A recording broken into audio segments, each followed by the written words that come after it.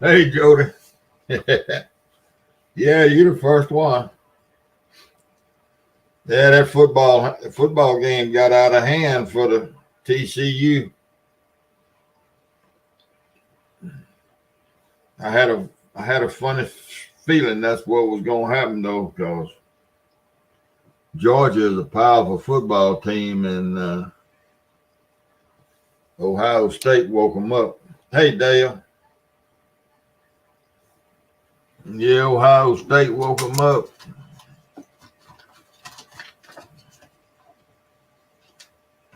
Ain't too good for. Hey, Lance.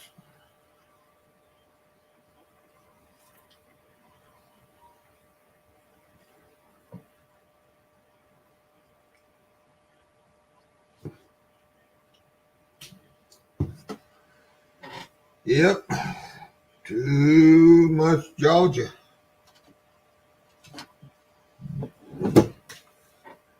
Yeah, Ohio State had a chance to beat them, but Georgia's a good football team. They just,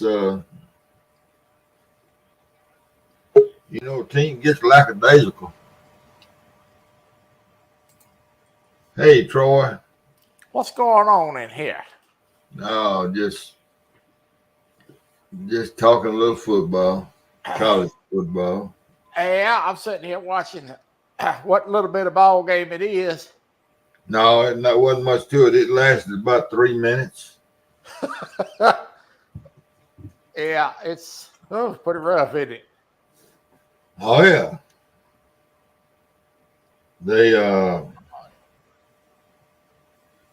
That game with Ohio State is what's causing the Horned Frogs some misery tonight. Yeah, no. I wouldn't want to have been coaching against them or playing either one. Well, now you know that these young men in this school has never been in no national championship. Oh, I know it. But if they learn something tonight and they get back there, they're gonna be hard to deal with. Yeah. But Georgia's got grown men playing football out there. They got NFL players. They got players that's ready to go to NFL tomorrow. Oh, I know it. So There's plenty of that in the South, the Southeastern Conference. Hey, CP. there goes the jig jokes again. You better go get you a vice, Chuck, and tie you some jig. I gotta tie jigs tomorrow. Oh man. Oh yeah, I'm gonna be on the Bullock Experience tomorrow. He called me and asked me to come on the show and tie jigs tomorrow. So, oh, hi. Okay, good deal. Yeah. I try to catch it. CP, I put up on 3 half gallons of pickles this morning. Cucumbers. 3 half gallons. Yeah, 3 half gallons. 3 half-gallon jugs full. Oh, I thought you meant 3.5 gallons. I think the same. No, it's a gallon. It's a gallon and a half, but it's 3 jugs. Different seasoning in all 3. I done got into this fermenting vegetable. Boy, I tell you what, I had them stirred up the other night on Mark's show about them old cows, didn't I? Yeah. They, Yeah. they thought I was lying when I told them that them had them cows propped up against the gate out there because the gate was holding them up. That's the reason I come up there and told them. Yeah, I've them seen cows look like that movie Weekend at Bernie's. Standing up there, they already dead. They just fell over. And look here, man, and got them big old sores on the eye side of the head. Yeah. It's turned wrong side out and trying to bust open like a big old ball or something, man. And they buying them damn things. You know, and I mean, I know how it goes. I mean, Hey, Mike my T. dad raised cows. I mean, when you go down and drive through the cows before wintertime, you know which cows is gonna live and which ain't gonna make the winter. You already know. By how old they are. So Dad used to always say, "Oh, I got 3 or 4 cows I need to go sell before wintertime gets here because they're not gonna make it."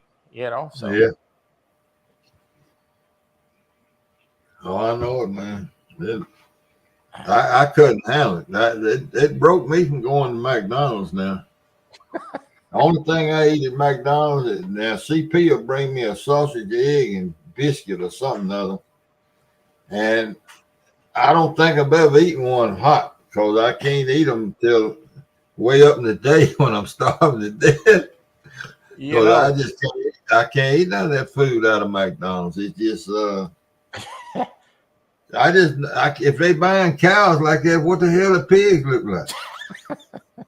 We had an old cow one time. We had an old cow one time. We was gonna take her to sale, and we knew she wasn't gonna live through the wintertime. That old cow had to be really old because that old cow was around there when I was a kid, and she's barely making it, boy. And we went to load her in that trailer, and Daddy's trying to get her in that trailer, and she wouldn't get in there, and he smacked her on the behind to make her go in that trailer, and she dropped dead right there at the foot of the trailer. Right there.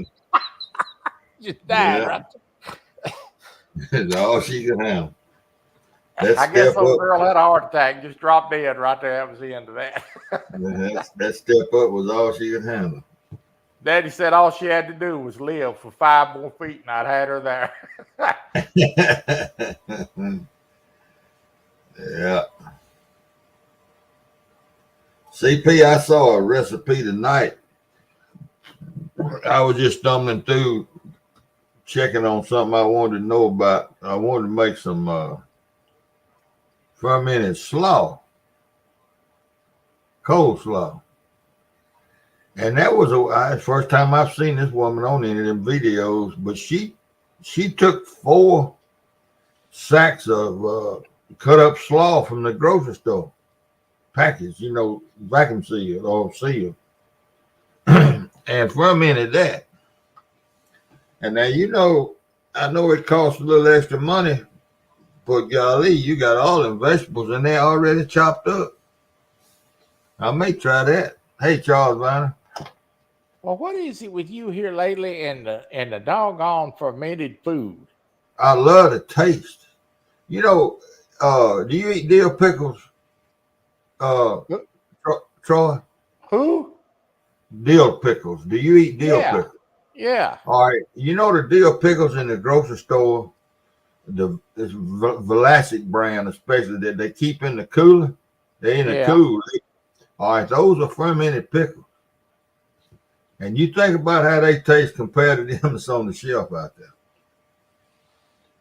Those are fermented pickles in the cooler. Vlasic is the only company I know that puts them up there. So I don't know. I like Vlasic pickles. Yeah, and I love I love that flavor. It's that flavor without vinegar. See, it don't have no vinegar in it. There's no vinegar in fermented food. Good God, It is 65-7. Yeah. Ball game. I don't doubt it. Golly. I don't doubt it. Mm. Okay, Davenport, Iowa. That's cold country, boy. That's sure enough cold country.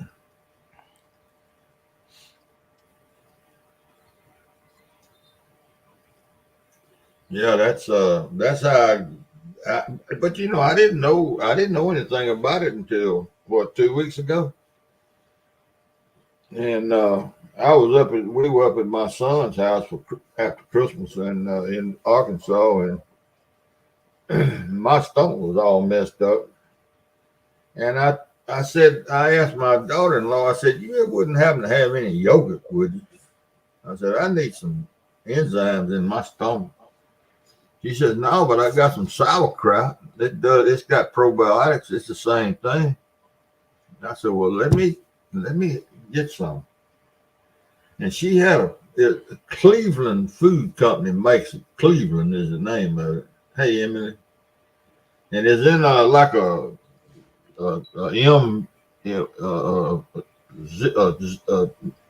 tinfoil bag, you know, like MREs come in. But it's in the refrigerator. And it was garlic sauerkraut. And man, that was some of the best stuff I ever ate. And she went to telling me about how they fermented, you know. I read on the back of it and all that. And so I said, well, I'm going to look into this. CP been doing it for a long time. He's been fermenting cabbage for quite a while, making sauerkraut. But I got into it. Oh, yeah, you can see the river. You must be at Eau Claire or somewhere like that. Well, no, Davenport. Yeah, okay. Well, I tell you what I had for lunch today. I have not, Big Mike. I had a double meat jalapeno cheeseburger for lunch today, and tomorrow it will be fermented. There you go. There you go. Oh Lord! No, I've never eaten peanut butter pie.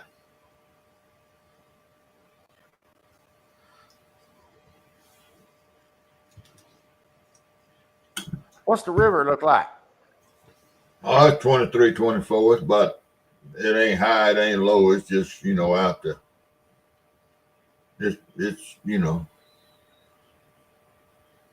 not dangerous either way. Just kind of normal. Happy Happy birthday, birthday, Emily. Happy birthday to you.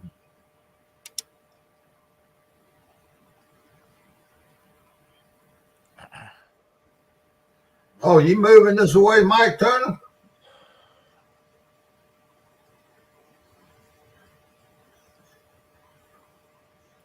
A couple hours, it must be. I don't know. That ain't Little Rock, maybe. Happy birthday to you. Happy birthday to you. Happy birthday, dear Emily. Happy birthday to you. And many, many more.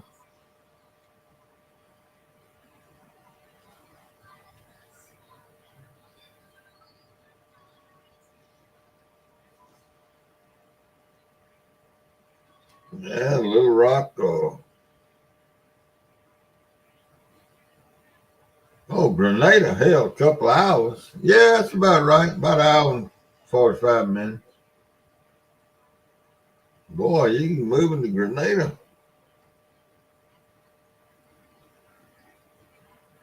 Mississippi. Lord, have mercy, Mike. You'll have to take up, if you move to Grenada, you're going to have to take up crappie fishing.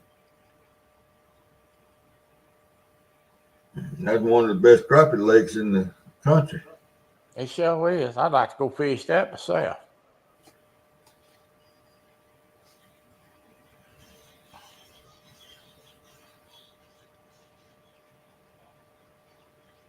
Yeah, that ain't Grenada. That's, what is that? Is that an hour from UCP?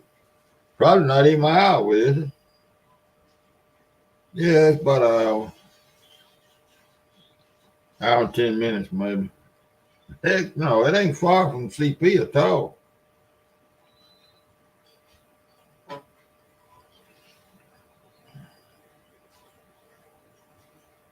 That's about halfway between me and CP, I would guess. Maybe a little less than halfway. I don't know. I've been down through there one time from that direction.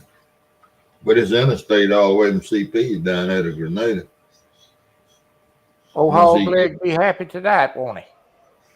Yeah, I sent him a text message. Good luck at kickoff. Hey, Eric. What's say, Eric? And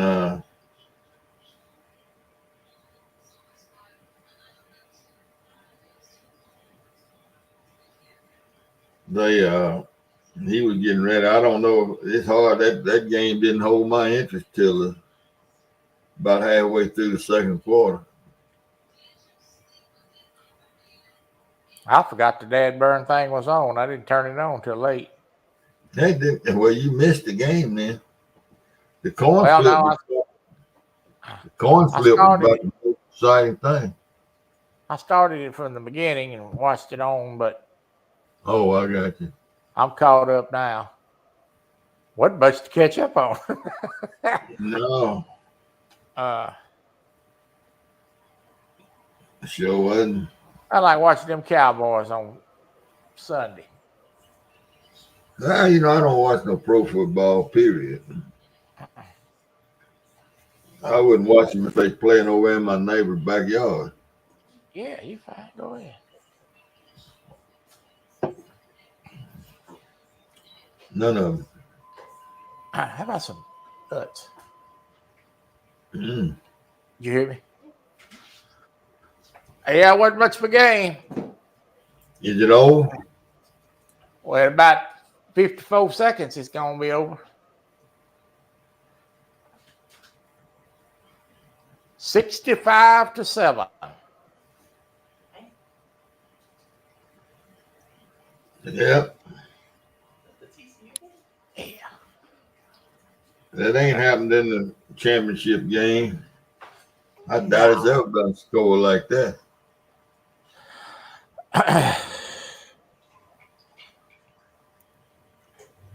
Yeah. Well, Mike T, you planning on moving to Grenada, or you just going for a visit?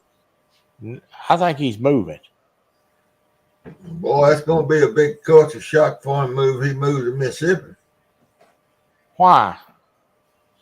One thing, it don't freeze up down here all year long.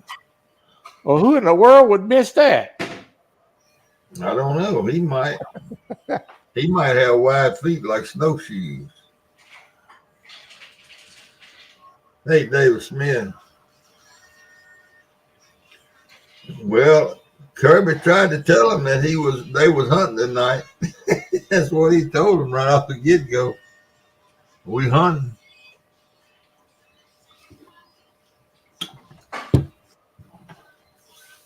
Well, welcome to Mississippi, Mike Tunner.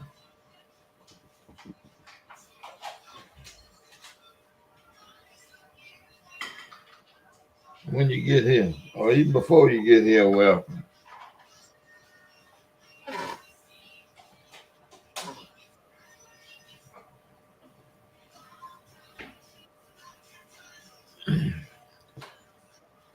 Okay, good. Good. And somebody let tell me who is Tommy Bolin. I have no idea.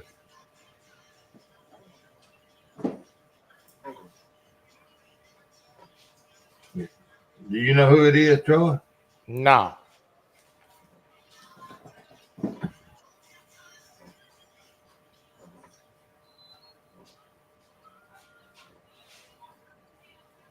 Well, this woman doing this interview on this ball game, interviewing Georgia's quarterback, she looked like she about to cry. Like that's his mama or something. Look at her.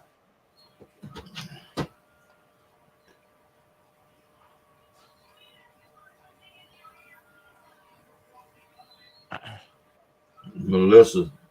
She's excited. I'm sure of it. back to I am back. sure of it. That Georgia quarterback played 1 year junior college in Mississippi. And they won a junior college championship there. Well, I didn't figure that. I didn't figure that TCU was going to be able to block them boys. Anyway, too big. Not with a 3-3 defense. Yeah. Ole Miss runs a 3-3 and they get run over like a trailer truck over a pencil.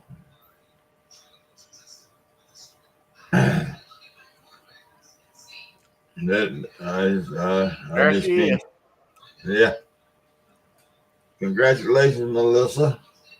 Georgia dog. It's national championship 3 quarters ago, Melissa. Yeah, the game was over halfway through the first quarter. Yeah.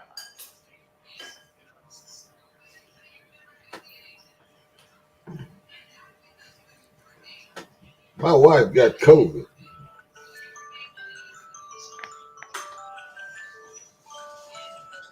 I don't know what we're going to do about all that.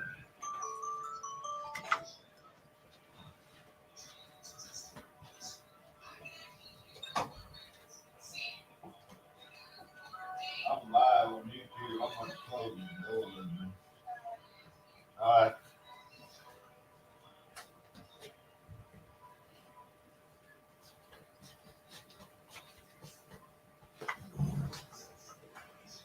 Yeah. Is it a such thing as your wife having COVID and living in and you don't catch it?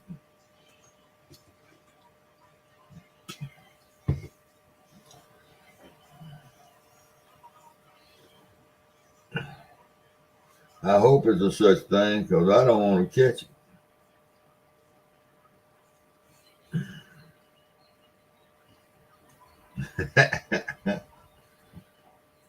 There you go. Yeah, she got it. She got diagnosed this morning. Yep. Sure did.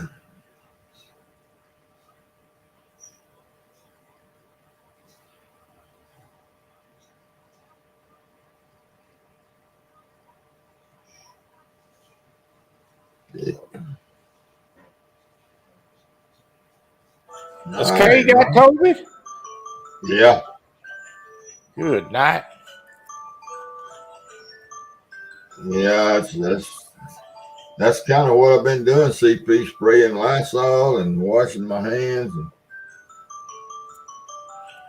all right, I don't know. And she's been vaccinated. She's had that vaccination. One of them, she didn't get the second one. I hadn't. I don't take that mess. If I get it, I get it, and I'll have to deal with it. I figure everybody has to get it sooner or later. I mean, that's what I thought all along. But Well, just try to stay in the other room best you can, I guess. That's about all you can do. yeah, I don't know. It's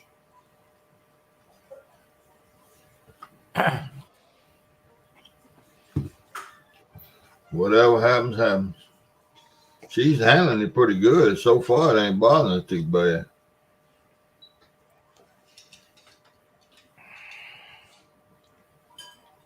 So far.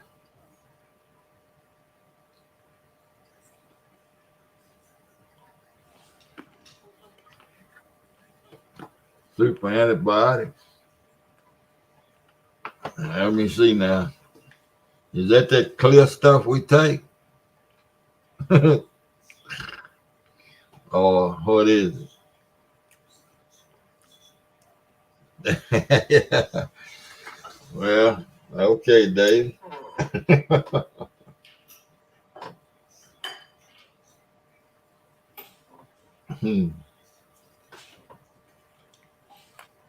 Yeah, talking about that CP, I'm gonna have to go get me some of that super antibiotic. I got some.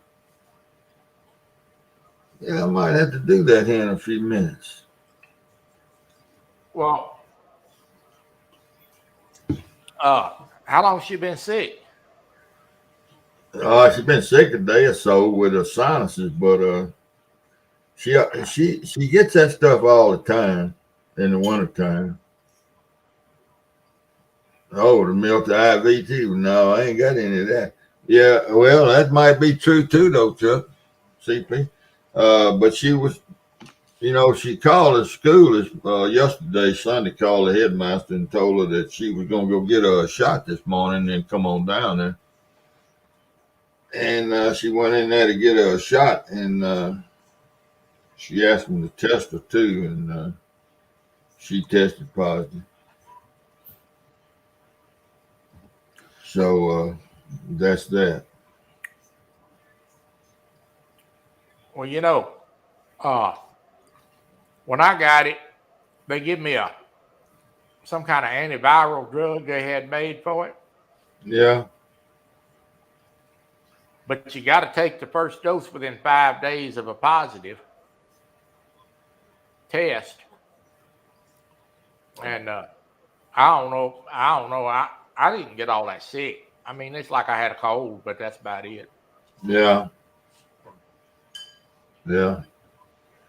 Oh, CP, I wish I had some of that. I know that'll knock it out.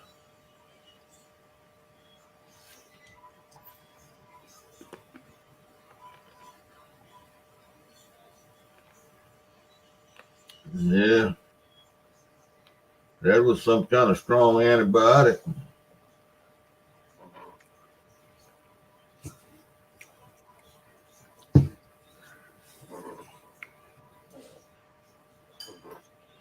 What you eating, Troy?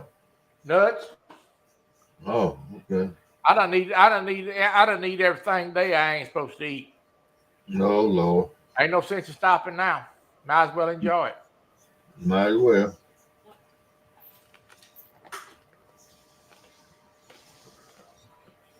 I'm eating some mixed nuts.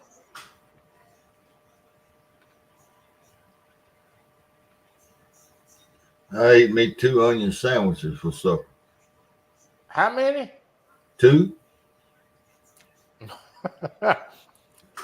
Mayonnaise and bread and 2 slices of onion.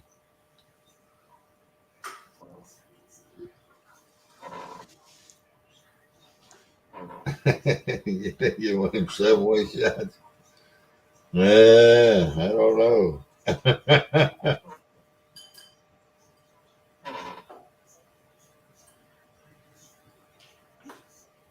Well, Kay was coughing pretty bad yesterday evening, and she was taking cough drops. And I said, "Look, let me go out here in the refrigerator and get you some cough medicine." So I went out there and got the bottle and shook it up and put a little in the glass for her to keep by the bed. It knocked that cough right out. And that shine with cloves and cinnamon and peppermint. That's about as good as it gets for. I think me and you took the same kind of medicine, Melissa. It tasted awful bad, but it worked.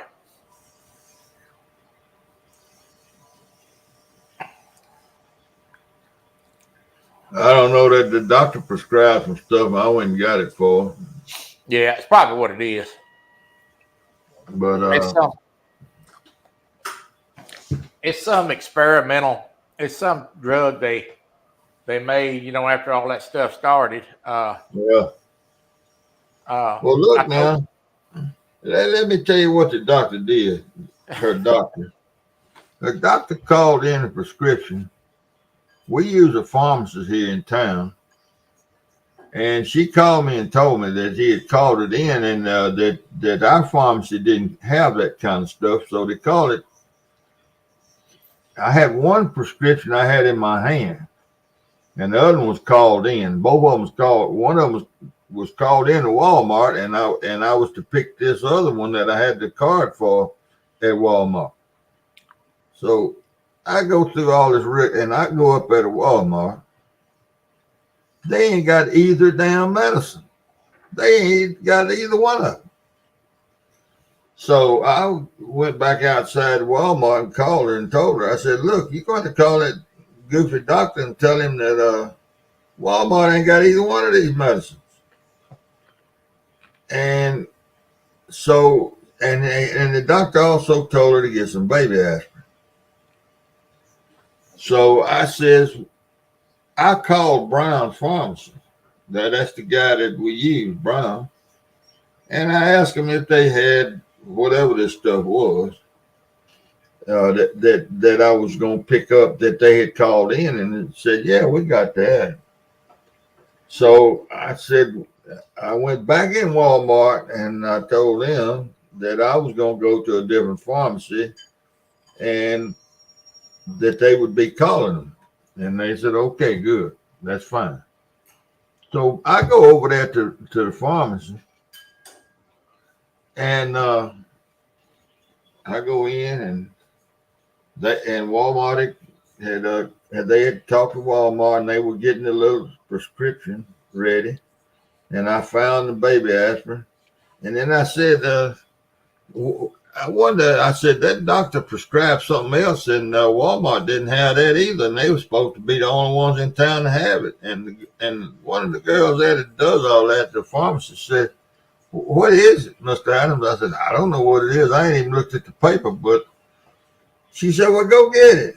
So I went back out to the truck and brought it back in. They had that too. And that silly doctor had me running all over Greenville looking for the medicine, and the place he said didn't have it had both of them. And the one he was sent me to didn't have either one. I said, what in the hell? But anyway, she got her medicine, and but so far it hadn't been tough on her. How long she had it? Well, I don't know. She just got tested this morning. She started coughing a little bit, and her sinuses started bothering us a little bit starting Saturday evening, Saturday night. Well, then she's had it since Saturday. Well, I don't know, because she has sinus problems pretty regular. Well, most likely she's probably had it since Saturday because that was it. That was it, Mike Turner. That's the one that was one of the medicines that I had to pick up for. That was one of them, because that's what was written down on the Walmart guy written down on the paper for me. But I don't know what the other one was that I had the prescription for that you can't call in. It must have been some powerful stuff. Yeah,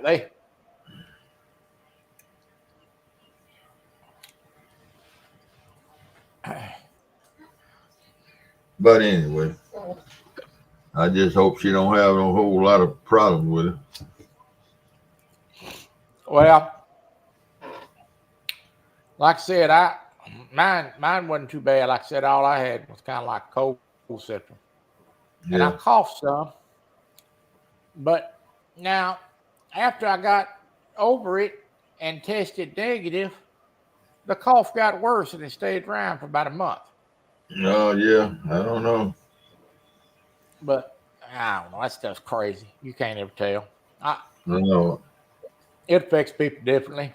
But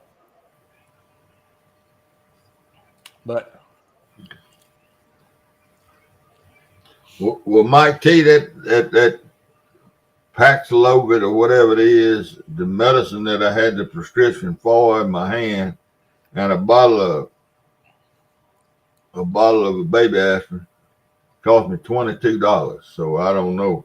Wasn't none of it. I didn't consider any of it very expensive. Nah.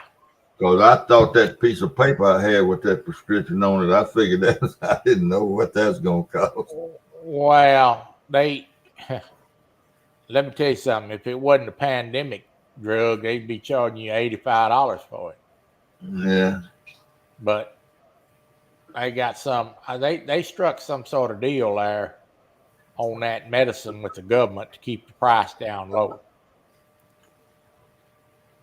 I do know that. Yeah, okay. Yeah, I got some stuff to get rid of cough now.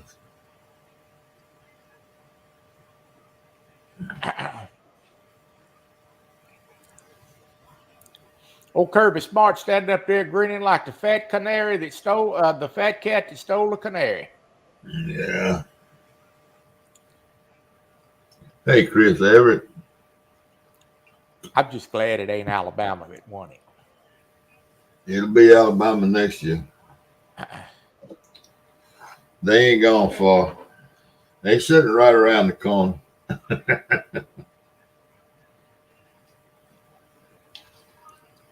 Yeah, they sitting right around the corner. They look good in their bowl game too, man. That surprises me because usually and Tennessee look good in their bowl game. Yeah. Usually the SEC teams that make a big run for the championship, SEC championship, they kind of lose their enthusiasm toward that for the bowl games, but they didn't this year. Tennessee played good. Alabama played good.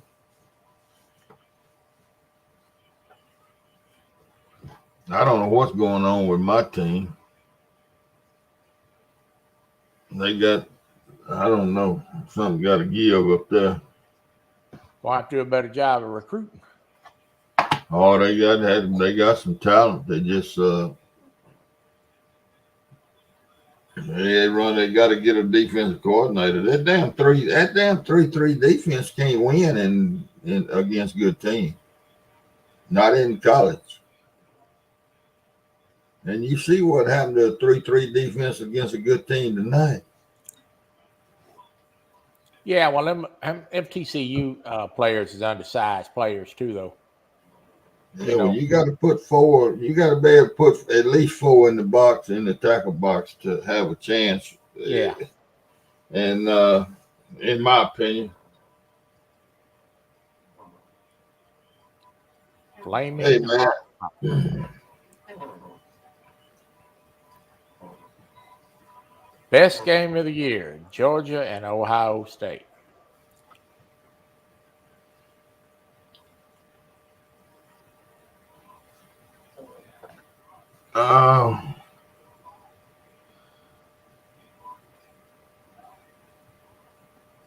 flaming hot popcorn. Lord have mercy.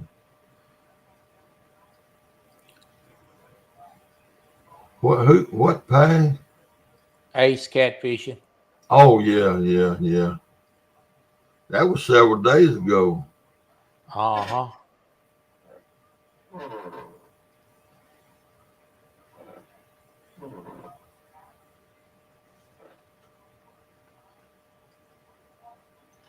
Yeah, that McConkey or whatever didn't play against Ohio State either. I'll be right back. Okay. And he's a pretty big part of Georgia's offense, passing offense.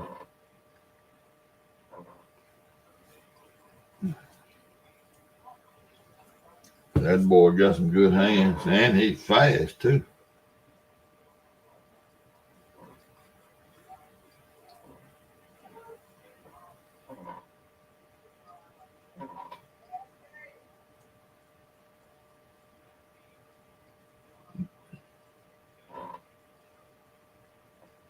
Anybody? Well, let me put this thing down here while I'm thinking about it, in case anybody wants to drop in. I don't know. Y'all got to chatting. I missed some of that thing. I'm not sure.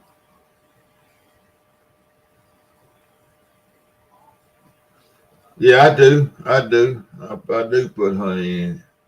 I put honey, peppermint, a bunch of peppermint, 2 sticks of cinnamon, about, I'm going to say 12 cloves, And then that's in a I think it's 12 ounces. I think it's a 12-ounce jar.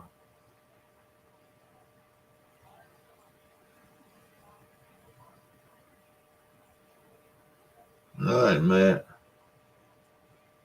Yeah, I think that's what I put. That's all I put in it. Cloves, cinnamon, peppermint, and honey. Yeah, that's what I put in.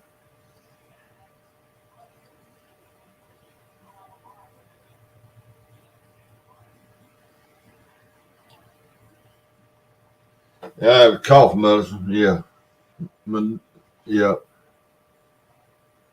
for cough medicine.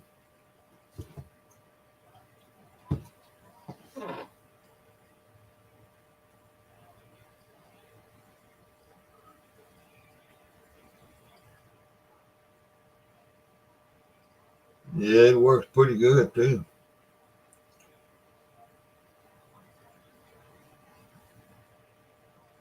It does. I can't stand lemons. I ain't gonna put no lemons in it. I guess that would be all right if you like that flavor, but I can't stand lemon.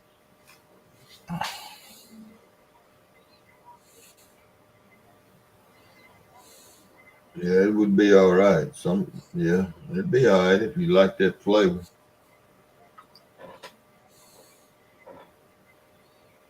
Well, I tell you, this stuff I got out here, it'll open your sinuses. It's about like a spoonful of horseradish when you put it in your mouth.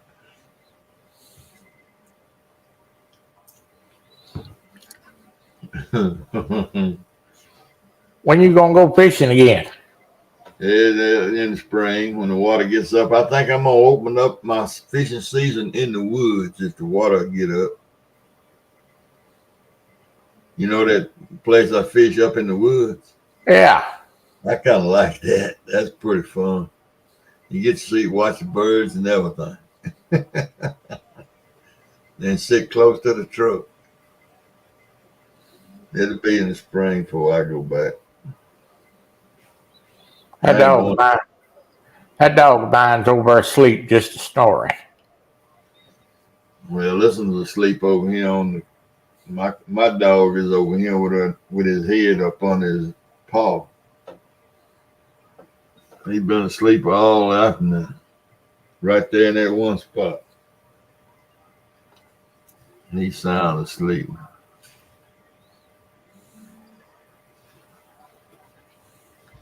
Yeah, that's right, Chuck. Hello, Hey, Robin.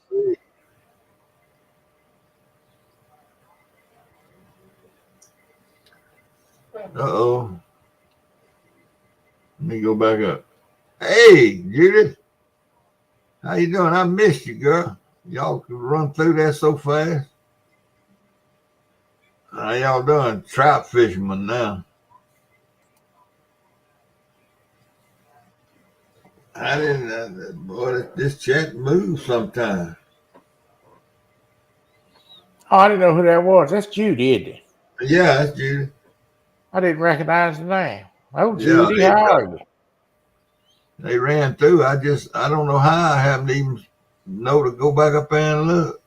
I seen the name, but it didn't I register. didn't see it. I was looking over here at Lucky when all that happened. I'm a little slow after 10 o'clock at night. No, just doing right along, girl. Trying to make it through the winter. He said train wreck Troy. Yeah. Where you going? Where you going on your truck this week, Troy? Good night. I already got that trailer hooked up. I got a double trailer this week. It's sure probably gonna be a double trailer. Wait a minute, a double trailer. Mm-hmm. I'm gonna be pulling 2 full-size trailers, and that joker is long. Oh man, I'll probably kill every woman and child in between here and Dallas. Oh Lord, no trailer. Yeah, well, and I picked that trip. I thought, well, this trailer don't look too long. And I got it hooked up that truck, and I got to looking at it. And I'm like, I'm gonna regret this tomorrow. But well, have you ever thought about getting in the right lane and just cruising and not trying to outrun everybody on the highway? well, the problem is I don't have a problem as long as I'm really on the interstate. Now the problem is when I get off the interstate, I got a lot of windy roads. Yeah. That's the big problem.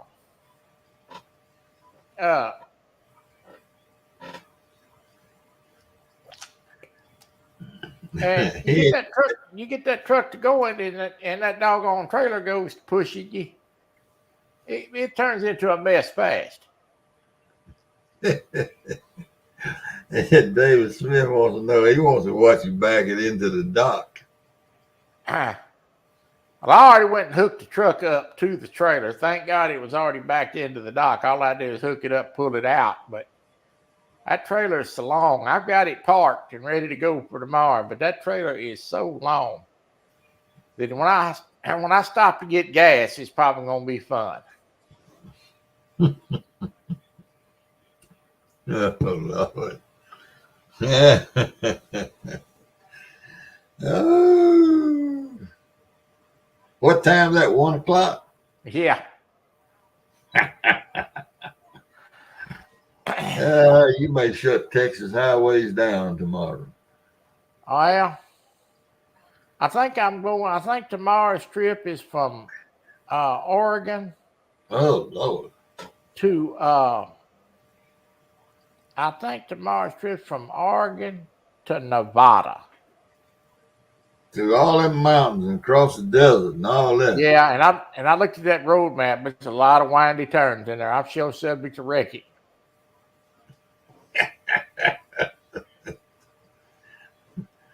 I hadn't told any stories lately, Judy. I've been kind of on the down low, not telling much. Well, Oregon, let's see. Will you go across through Coeur d'Alene and all down through there and then turn south, or will you go down the coast and then across? Oh, well, no, I'm gonna go down through what is the state above Nevada? My geography is not too good.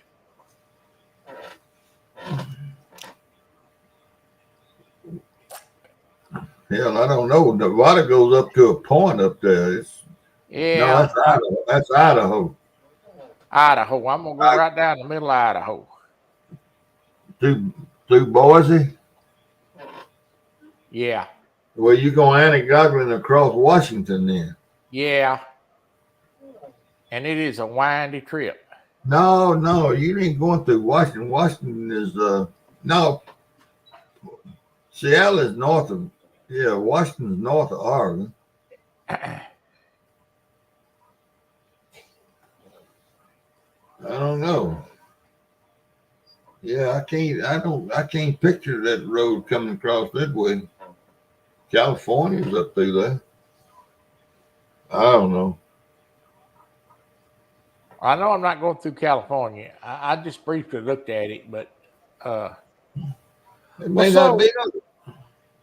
I'm sitting around here the other night and I'm looking at YouTube and I'm flipping through YouTube, and they got other people play that game. So I'm looking at, various people driving the truck. And by the way, they drive a lot better than I do, but I'm looking through there and I'm thinking, and I'm watching one video and I'm looking at that and I hear something and I look up and I'm like, well, that dadgum GPS is talking to that fella. Oh. And I'm like, well, mine don't do that. So I had to get on there and figure out how I got it turned on now. So got to get Siri to talk and tell you where to go. No, it ain't Colorado. Colorado's west. I mean east. Utah's in there, but Utah is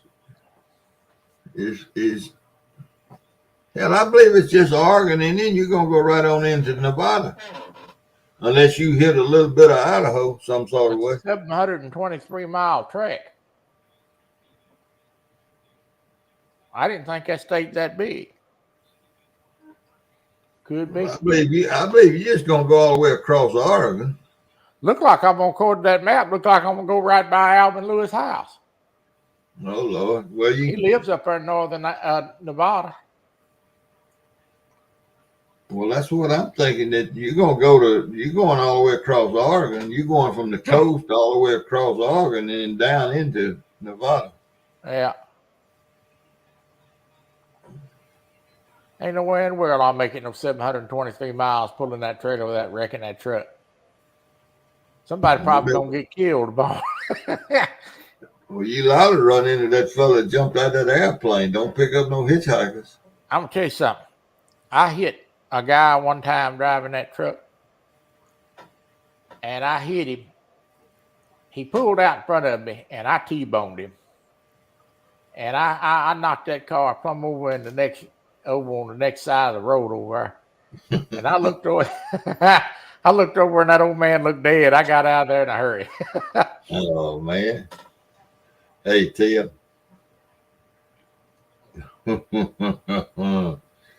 Oh boy, I know you're dangerous in that damn truck now. I ain't never drove a lick in my life. I don't know nothing I know about it tickles me to watch you doing it. It's just funny.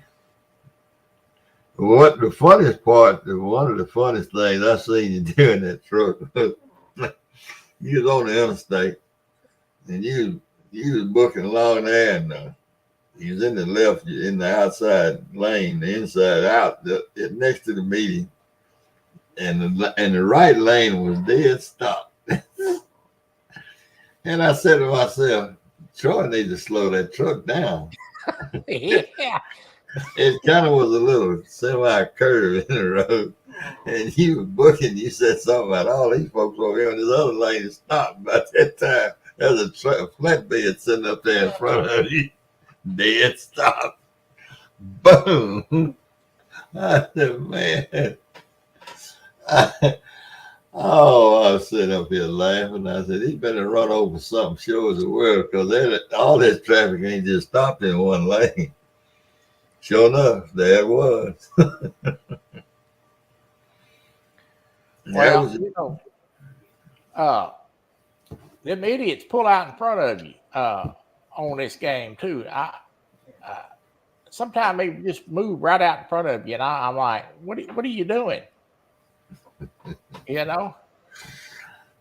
Yeah, well, sometimes you run into milk trucks or something too, don't you? Bread truck, whatever.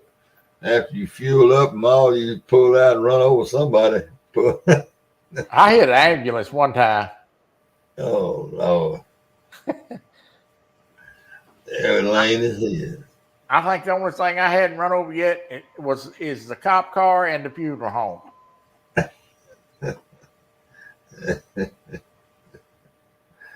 Oh boy, I didn't ever have played one of them games. I don't know. It must be pretty realistic. Well, I'm gonna tell you this. Now,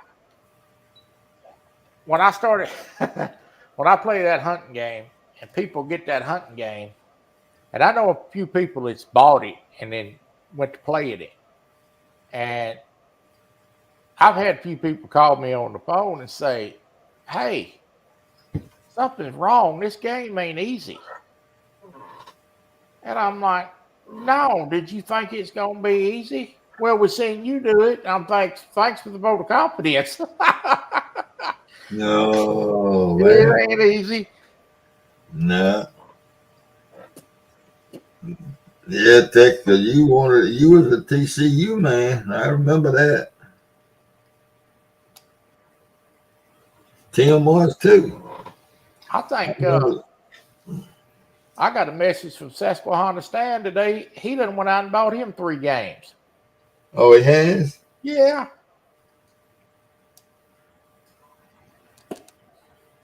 Mm. I'm going to have them all playing it for long. Yeah, it's it Good looks Lord, like, with the price of gas and everything these days, I think it's going to be a lot more of us staying at home playing games. They ain't going to be able yeah, to do anything else.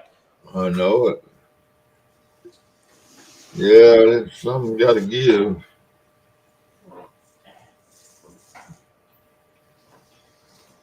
Something got to give. Yeah, sure does. Robin says she gonna get her laugh meter in tomorrow. You probably will, because that is a big trailer. I think that's the biggest trailer I've ever pulled. Now I could have took a job pulling a Caterpillar. I didn't take that job. Too wide. Yeah, oh Lord, have mercy.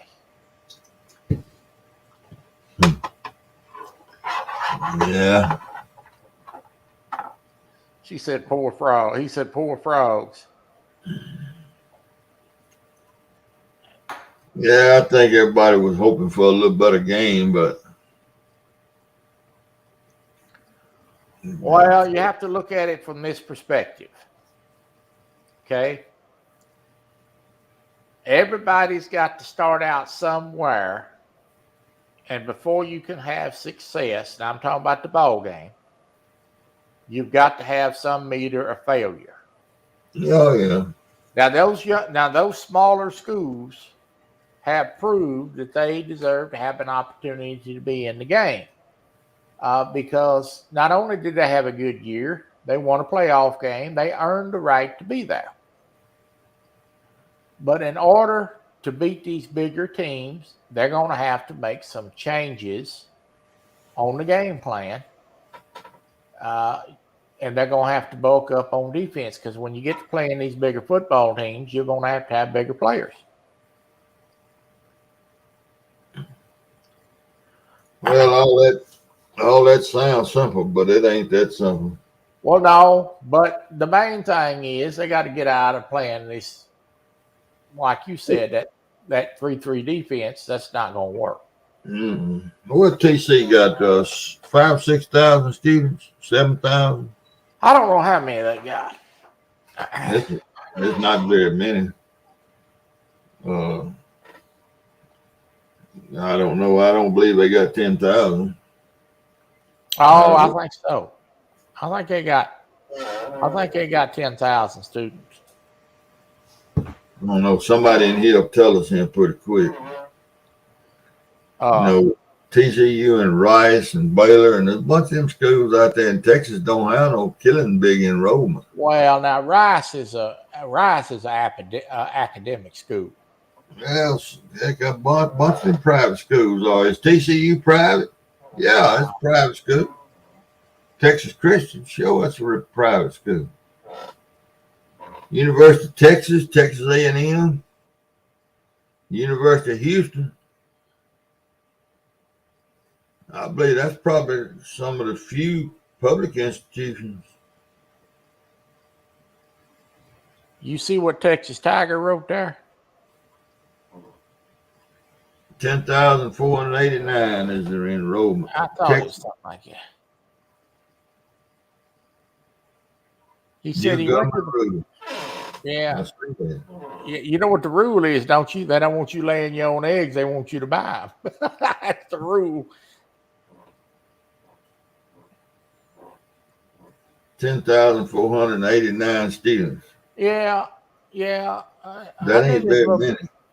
No. Georgia's like 50, 60,000, maybe even more.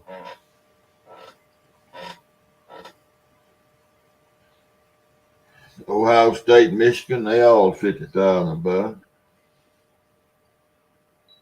I imagine. Somebody, y'all talking about eggs, y'all talking about chickens. Somebody said in a chat room the other night that they stopped in a store somewhere, and the eggs was a little over $8 a dozen. And they Well, didn't buy. we got a friend that's $8 a dozen in Illinois. You got a what? My wife's got her best friend and them live up there in Illinois, and she went down through the aisle there, and there's $8 a cart. Really? A dozen, brother, yeah. She didn't buy them either. No, it may have been you. I heard saying something about $8 a dozen. Yeah, she went down, said them eggs was $8 a dozen. That may have been you in it. That I heard say that in the chat room. If people start leaving them eggs on the shelf and let them go bad, they'll get them prices down. There'll be chickens running all over the neighborhood. Well, I tell you what I did this last time. I went and bought me some oatmeal. I started eating oatmeal in the morning. I'm not paying that price. That's crazy. No, I'm fat. I don't need to be eating eggs every day, no way.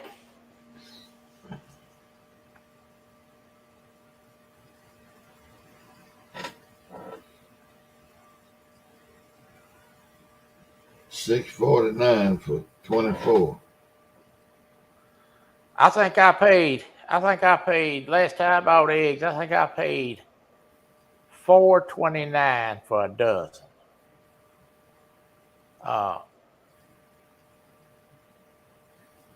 Well, now you think about this logically a minute. So the meat went up. Now meat's sky high. Cheese is high. Eggs is high.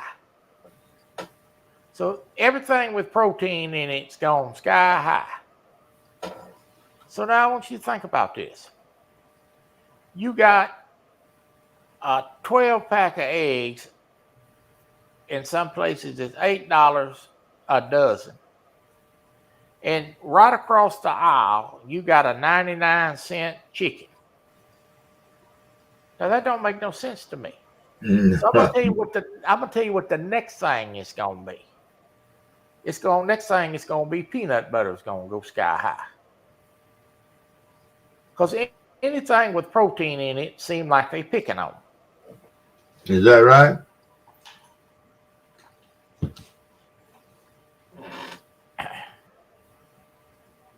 I don't.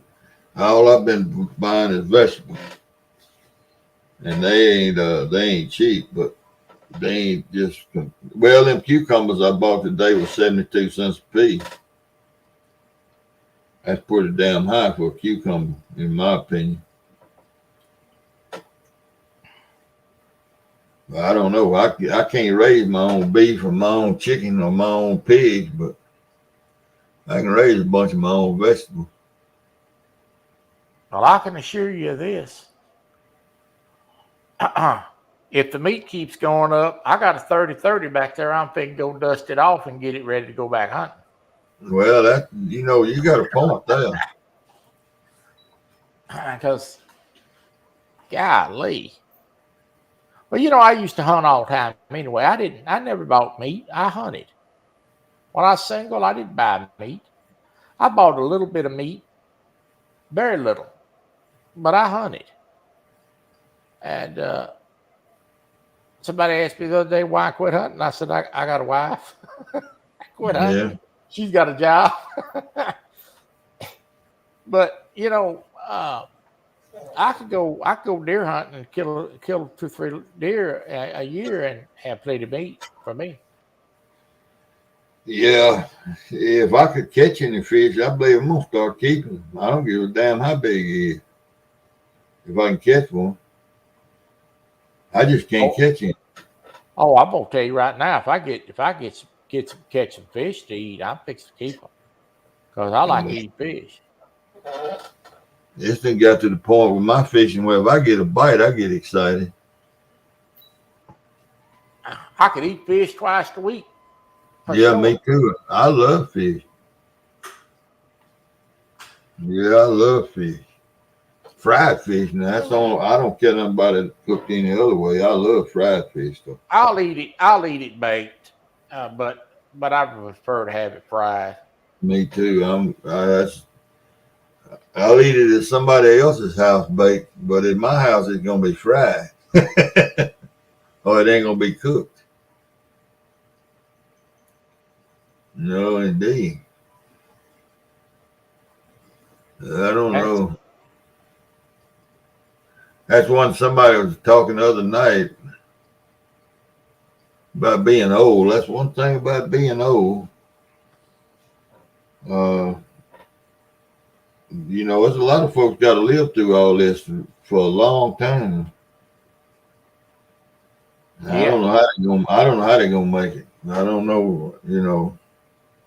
I mean, to just live an average life, you're going to have to make $150,000 a year, and that ain't that many of them jobs running around. well, hey, he said I'm safer with a gun than I am a truck. That's probably right.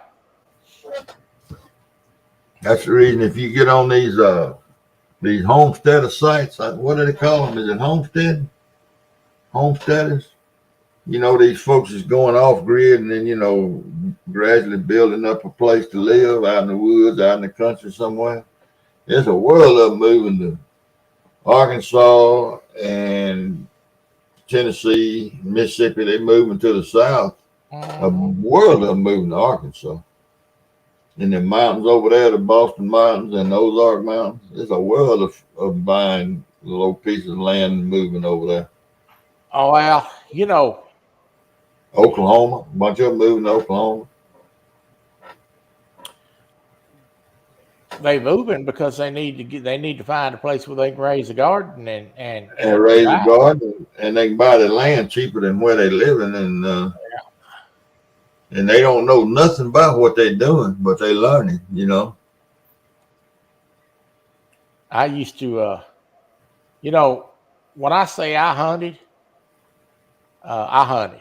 I was in the stand in the morning before the sun come up, and I may not come out of there till 12 o'clock at lunchtime. And that was every day during hunting season until I got the job done. Yeah. Because I didn't hunt. Don't get me wrong, I enjoyed the hunt, but I hunt for meat. I can't put no meat on the table sitting at the house watching TV at 9 o'clock in the morning. Yeah. And that's what I used to tell my nephews when they first started deer hunting. You know how young folks are. They stay up all night, sleep half the day. And I tell them when they get ready to go deer hunting, I said, now you boys need to go on in there and get to bed about 9 o'clock, go sleep. You need to be up about 4 o'clock and be, and be out there in the deer stand at 5:30. And and listen, they'd get up, go out there at 6 o'clock in the morning and mingle around 45 minutes to an hour. And here they come back to the house at 7 o'clock. It's cold. Well, yeah, it's cold, but you can't kill no deer sitting at the house. Yeah.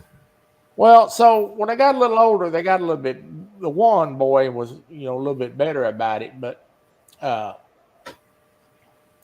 tell you a story real quick. I went out one year before deer season started, and I didn't need it, but they had a little single shot 223 rifle, and I wanted that gun. It was a youth model. It was a kid's gun. But when I picked it up and messed with it, I thought, boy, this is perfect for a handicapped person. I'm going to buy this gun. I bought that gun. I took that gun home, and they made fun of my gun. That oldest nephew of mine, he's about 15 years old, man. He looked at that gun. He says, man, what you going to do with this thing? I said, I'm going to kill a deer with it. He said, man, you ain't going to kill no deer with this kid's gun. I didn't say anything. I just let him go on, So opening, I let him go hunting the weekend. I didn't even go out there. I just let them have it. Monday morning when they went to school, I went deer hunting. 7:30 that morning, I killed an 8-point with that 223. Hmm. I didn't even have a scope on. I shot him with open sights, killed him. So we loaded the deer up, everything. I told my sister-in-law we were going to take it down to the processor. And I told my sister-in-law, I said, tell you what, let's do. She said, the boys will be out a school here in a little while for lunch. Let's go by the school with this deer. She pulled up there, and I'm sitting up there in the truck. She went inside and got that oldest one, brought him out there. He looked in the back of the truck. He seen that big old deer laying back there, and he ducked his head, and he walked up to the truck. And I rolled down the window, knocked on the door. I said, yeah, that ain't bad for old crippled man with a kid's gun, is it, son? He said, you killed that deer with that little old gun. I said, I sure did. Yeah. He just walked off. He didn't say anything else to me. He just went back inside school. I told him, boys, I said, you got to put your time in. You can't just go out there for 30 minutes and have success. Yeah, I tell you, I have a little 22 250 I bought years back in the 70s. That little old gun to kill a deer. Oh, yeah. Man, that thing, that bullet, when you pull the trigger on that thing, I didn't load them. I mean, I shot a stock bullet, you know. But that thing was getting up when it left that bar. Well, you know, that 22 250 a rifle, you know, that thing, I shoot flat at 600 yards. That shoot flat. It shoot a long way. We had one of the big bull barrel on it, had a bolt action rifle, had a big barrel on it. But they didn't talk about my gun anymore. That was the end of the conversation about my gun. No. Hey, Robert. I ended up killing 4 or 5 deer with that little old gun. Well, I tell you the reason I bought mine. I bought it in 72. I was duck hunting in on the river, Mississippi River. And that's back when we had ducks. I mean, millions of ducks, not thousands, millions. And in the middle of the day, on them old dreary, cloudy winter days, those ducks would quit flying about 8 o'clock in the morning, and they wrapped up out there and float down the river, just millions of ducks. And you couldn't call a duck for nothing because all them, you know, it was every kind of duck in the world, mallards and all out there. And if a towboat came down the river, they just get up and fly over to the side. I mean, it'd be like the sky would turn black with ducks that just move over 200 yards and sit back down and let the towboat go by. And so I came up, I said, you know, if we had a gun, we carried 22 rifle over there. We couldn't shoot this. You shoot 22 and it wouldn't nothing happen.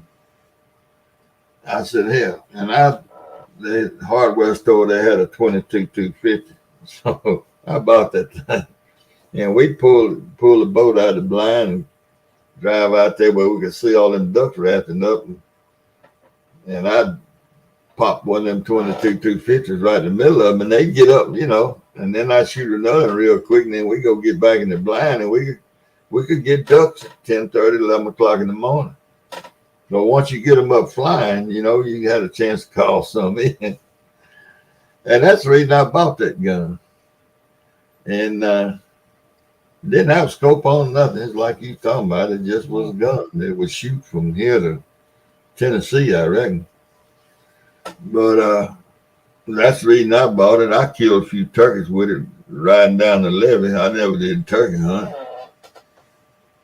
Yeah, the geese, yeah, we got them too, Matt. But, you know, we used to have ducks thicker than geese now.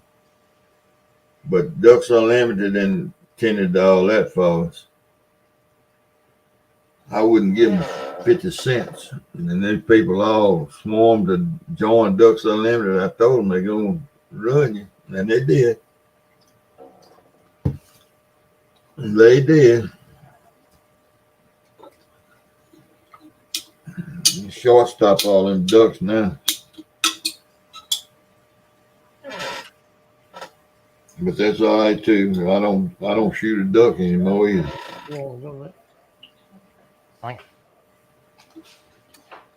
I'll be right back.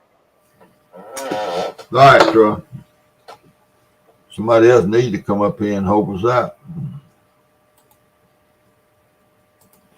Put this in here again. Maybe somebody, huh? Yeah, that's right, David. Snow geese. Yeah, the white one. We got all three of them. Well, y'all do too. I'm sure. I'm sure Arkansas got the same ducks we got. Yeah, they get thick down here too. Bugman in here. Donar, hey Donar. I miss Bugman. Bug. I still don't see Bugman.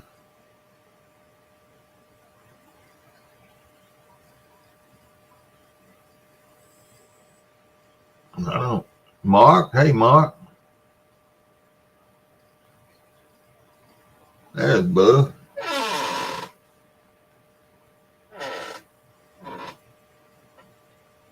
All right, Don. Thank you for stopping by, Bug.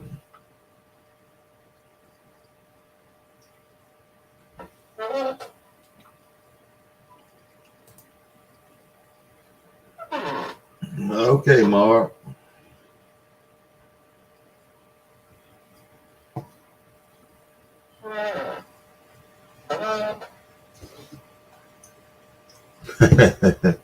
That's right, David.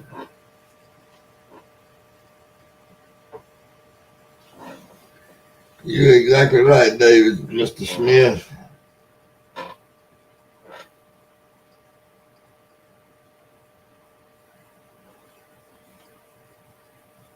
No, I never partook of the Ducks Unlimited spiel. All right, Robin C., you ready to go catch fish now?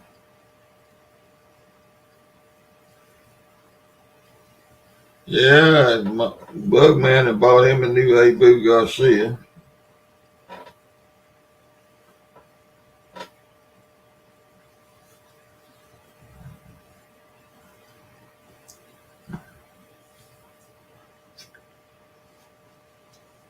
Yep.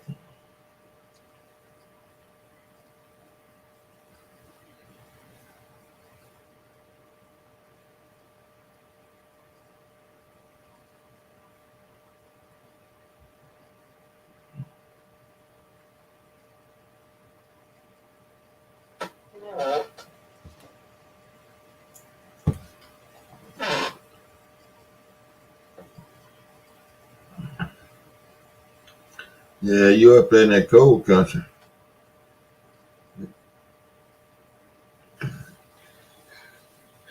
Hardwater fishing.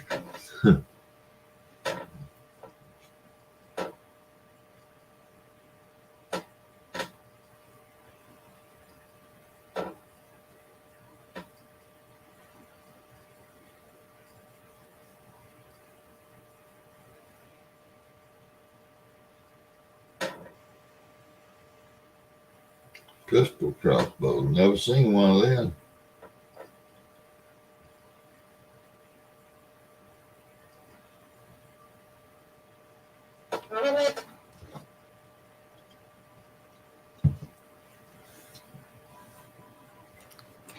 All right. I didn't think you wanted to see a fat guy chewing on a cookie.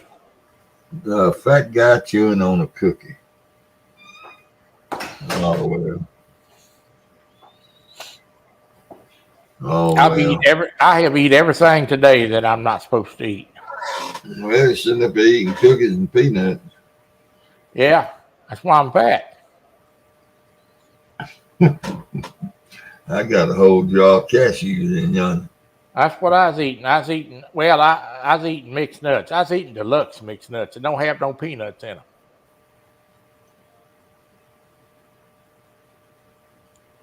In the boat. Robin C. getting fired up to go fishing. Hey, guess what I got in the mail today? What is that? I got a Freddy rod. I bought one and won one. Ain't that something? A line of credit.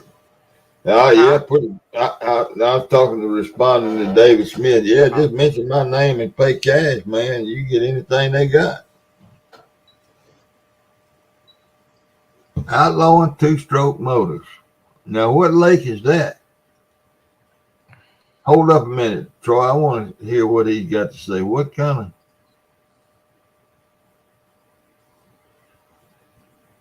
magic cookies? Yeah, two-stroke motor.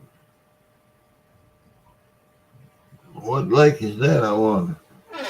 In Arkansas, is outlawing two-stroke. Lake Maumelle outlawing two. What Lake Maumelle's on the Arkansas River? I thought that was connected to the Arkansas.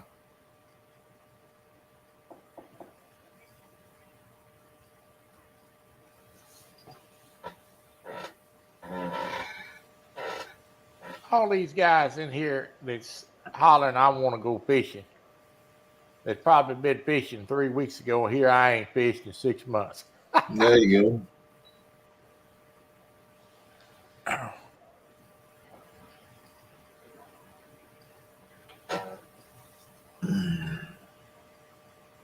Yeah, well, that's Thought me it too. did. I thought it went up and down with Arkansas. And what were you talking about, Troy? You got in the mail? I got a Freddy rod. Oh, really? One of the little short ones. Yeah, that'd be. I bought one and then I turned around and won one. Ain't that something? How about that? Yeah. Man, no. Hey, Pepper. Johnny Small Pepper.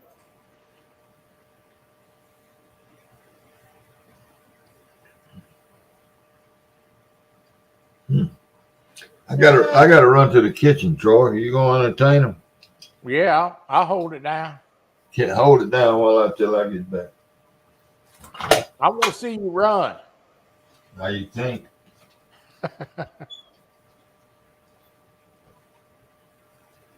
Lord have mercy.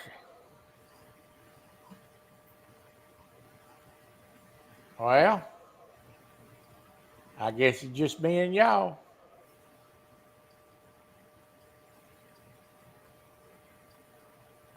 I sure am going to be set up. I'm just waiting on it to warm up. My brother's fixing to be here on the 13th. We fixing to have us a talk about taking me out on the boat. I'll have him for 3 days. I'll have plenty of time to bend his ear.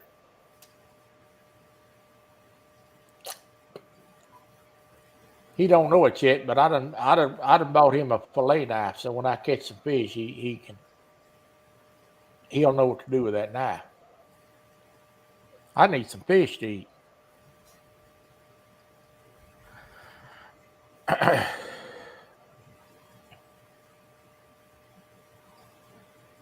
They showing the highlights of the football game on TV above my head. All the highlights is Georgia.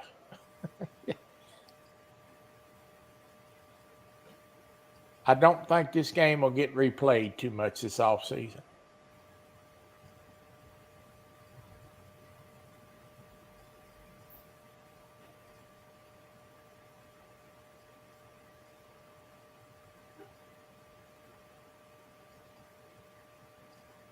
Yeah, the weather's supposed to be pretty nice here, too.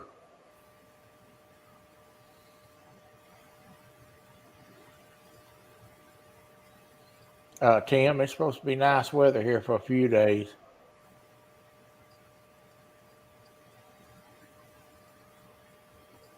Yeah, scrimmage. You got that right. Yeah, I don't think this will make the all-time greatest football game reel that they have on ESPN.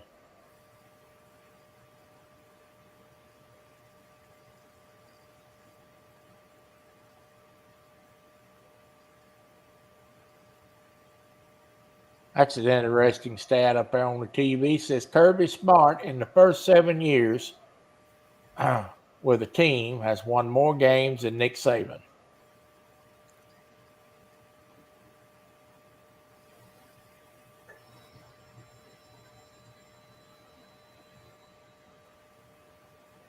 Oh, Mark, how are you?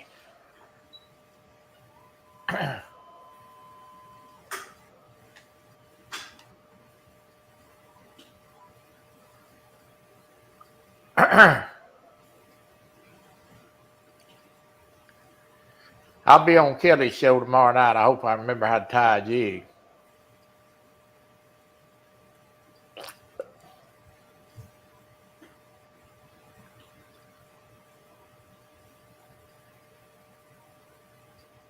Happy for Georgia fans. Yeah, yeah. Well, they got the best team. It showed. Yeah, that's why they do it, Tiger. I'll tell you a story about two strokes and boat motors and all that. I don't know how many years ago it was. Did I interrupt the conversation? No, But anyway, it's your show. well, I just sat down. I was responding to Texas Tiger. In Europe, every year they have an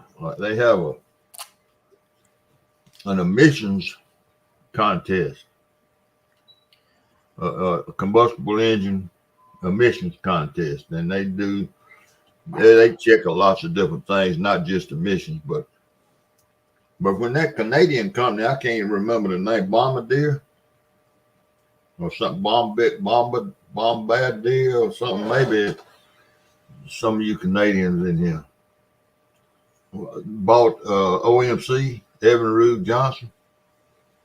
A few years after they bought OMC,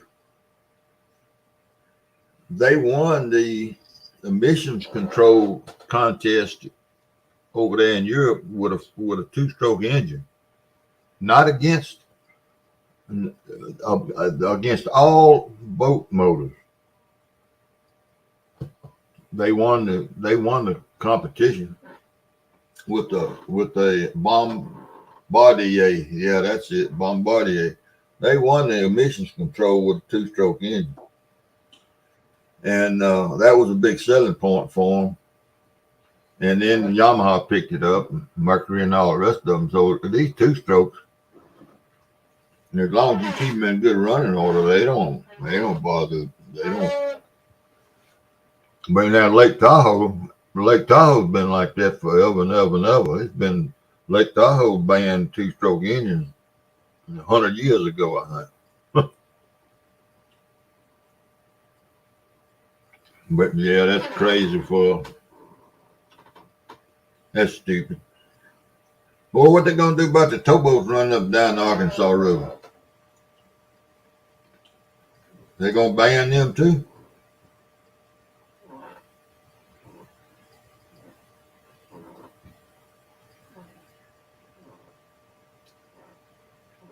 That's what I can't understand.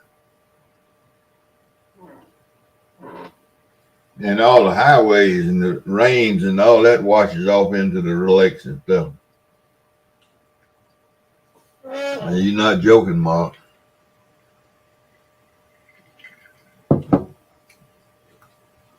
They'll definitely do it.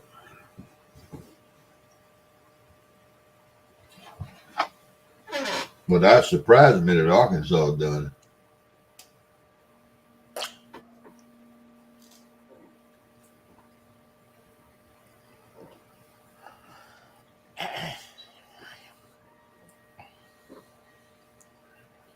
Well, I've been lucky through the years. All the boat motors I ever had, and I used to put out but lots of hours on them. And car tires and all that, Robin, see.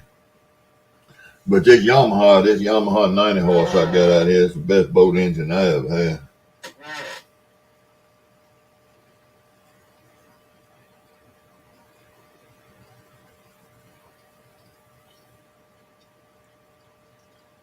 Yeah, the tree huggers and got a toehold in Arkansas, sound like. Well, so let me give you a history lesson. Are you ready for this? Yeah. Bugman says, did you see Bugman's comment? Oh, I saw it. Do you know that it is still against the law in the state of Texas to fart in public?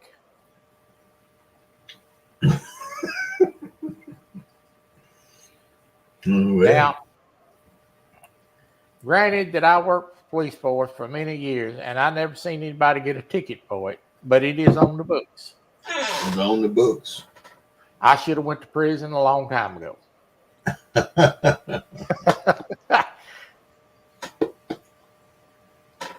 I don't know, Tiger. I think a whole lot of the people that moving to Arkansas to do what they're doing, they trying to get more freedom, not take freedom. They can't afford to live where they're living. That's the reason they leaving. I mean, Yes, sir. they all followed this. Bunch of them followed this Dave Ramsey. Get out of debt. You know, they buckled down and got out of debt and sold everything, and they buy and none of these people are working yet. You know, they ain't had to go to work. The price to rent an apartment nowadays is atrocious. And people just can't afford it anymore. And they're gonna go somewhere to live somewhere where they can afford to live. Yeah, that's exactly right. And as long as people keep paying it, they're gonna keep raising the price. Yeah, right on up. We got to shut them down sometime or another, some way or another. I don't think the public is tough enough to shut them down. Well, it ain't right. They're gonna have to sacrifice to close. You know what? I'm gonna tell you something. If people would just work together on things and more and do less arguing, for instance, let's just say this for instance.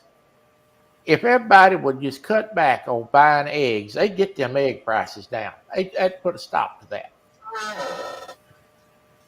But because everybody buys them, they just keep going on up. Listen, there's enough people on government assistance that if me and you quit buying eggs, it don't make no difference. Well, yeah, you're right there, but enough people are getting free food every month that ain't gonna make no difference. That was all part of the scheme of getting all these folks with free food. That's just to gain more control of the working or the people that have worked or whatever. Think about it. 50% of the population is on some type of government subsidy. That's all part of the scheme. That's been part of the scheme forever.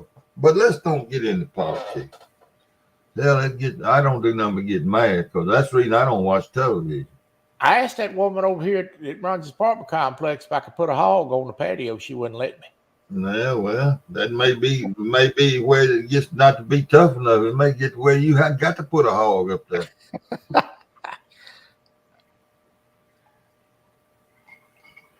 Yeah.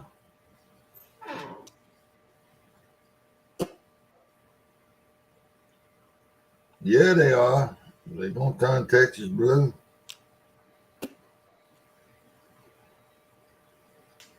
Well, they've had a foothold on Austin for a long time.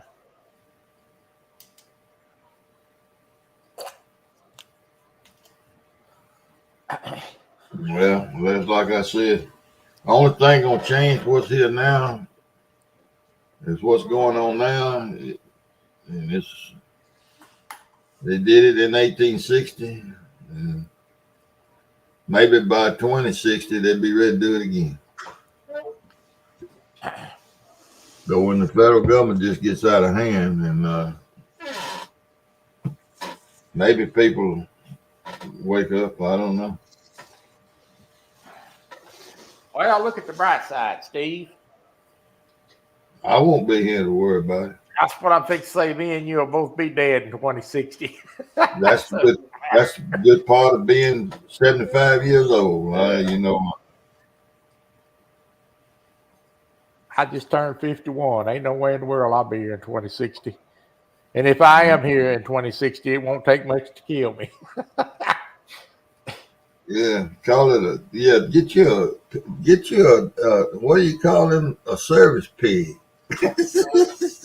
Hey, you know what? That's a good idea. I think I'll go back over and tell her I'm gonna get a service hog. Yeah, and put a little collar on him with a little hand. Get you a service pig. I think that's a good idea. Yeah, that's Tim Molina's idea. Well, I'm gonna tell you, when I told her that, she wasn't too impressed. I don't think she knows quite how to take me. But I have that problem with a lot of people, so.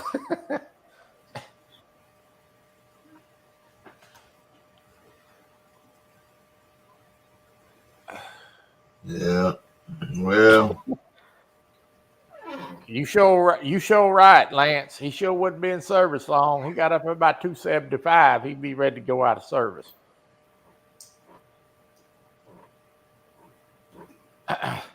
there you go, bud. I feel the same way, bud. Yeah, you get it. I'll chip in on it. I will get him a nice collar. That's me and David. You will get him a pearl one with a real diamonds on it. Hell. My wife told me, "See, you leave that woman alone, you're gonna get us thrown out of here." Yeah. That's right, Tiger. Yeah, he died back in the spring. My goodness. Yeah, Tim got it down pat, man. Pigs have a great sense of smell. Say it's there to smell when your sugar goes up. Hey, Stan. Hey, Stan, I was just talking about you. Stan, I want to ask you something. Did you buy that game on Steam, or did you buy it? Do you have a Steam account or what?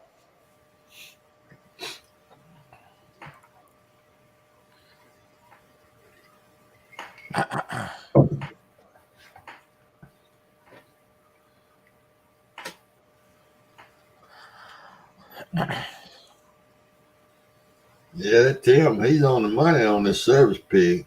I think I'll run that by my wife before I go to bed tonight, see what kind of answer I get. Well, as long as you don't let him get in the mud, you'll be all right. Oh my goodness. Stream. Yeah, you said I have stream. Steam. Yeah. Hey, we can Steam, multiplayer. whatever then. We can multiplayer now that if you're on Steam. I'll get on there and show you a few things. But don't ask me to teach you to drive. Yeah, Judy's talking about them pigs hunting them truffles over there. I watched the video. I watched the YouTube video of one of them doing it. That's pretty good the way they do. And a truffle smelling pig is a high dollar pig. They bring them. They better than a good coon dog. Well, we used to trap them wild hogs.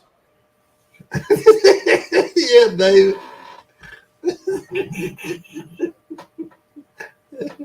The pig can wear on Friday when it goes out.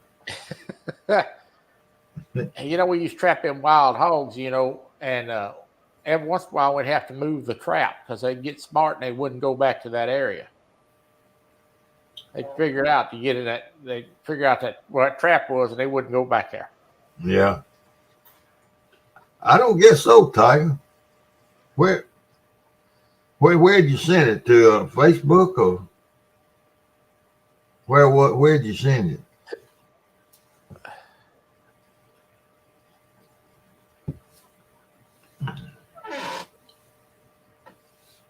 I smashed up. Look at Stan. That truck driving game ain't that easy, is it? And ran out of gas. Daggone.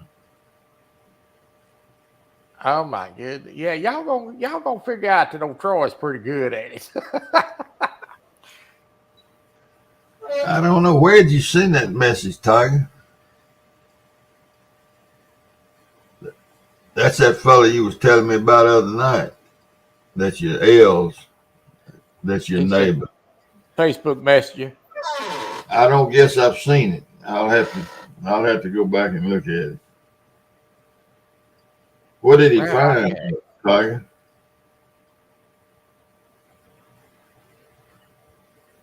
Yeah, he jackknifed it, and at 85, and one day Jackknifed it at 85. Now, Stan, I hadn't even done that. you're gonna do it. You're gonna do it tomorrow with that double load. You probably right. That's gonna be a mess. I'm gonna tell you. It's gonna be a mess. Yeah, you got to put a little gas in that truck every once in a while, Stan. It will run out of gas. If I was pulling one of them double deckers, I'd have them back brakes. I'd have them screwed down a little tighter than I did the middle brake.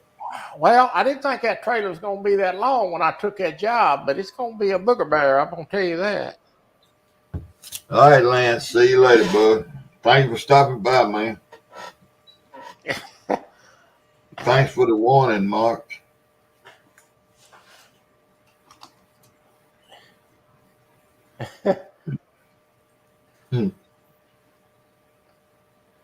Let me see what I got here. You know, I wonder what happened if I took my light off.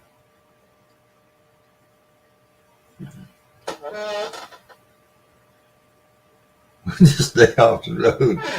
Yeah. Oh, and he was hauling pipes when he jackknifed that truck. Mm. Well, that's great. You know, that's what I'd love to get to hunt some Revolutionary War stuff. I've hunted lots of Civil War sites, but I'd love to hunt something.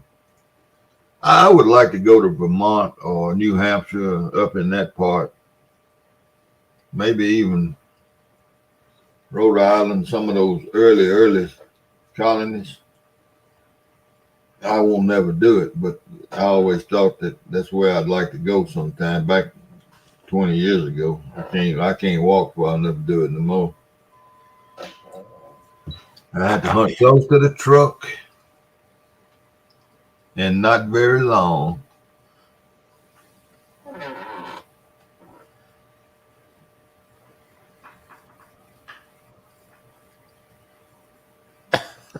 He said, "Let me know when you're driving." Yeah. You notice when Troy goes and drops that trailer and fuels that truck up and goes to park it, and when the closer he gets to home, the less traffic there is. Go the words out close around. It tickles me, man. Well, you know, I'm still learning how to play that doggone thing. And like I said, I didn't even know how to even turn on the talking. Yeah, you ain't got the directions going. But I do know I did figure out that, and I figured out how to turn the CB on, but I can't have that CB on live. There's too much cussing and fighting going on in there.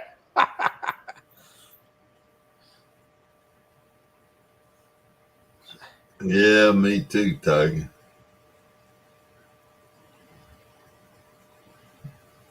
Yeah, I'm surprised that somebody hadn't manufactured a. Well, they have actually. One of them little deals on tracks that you can sit on. Old folk and fat lady scooter, I call them, on tracks. Yeah, next time I go to that restaurant and they don't give me my food like that, I'm gonna throw a fit right there. I'm gonna have a blood sugar attack right there in the middle of that restaurant. I'm just gonna fall over, start frothing at the mouth.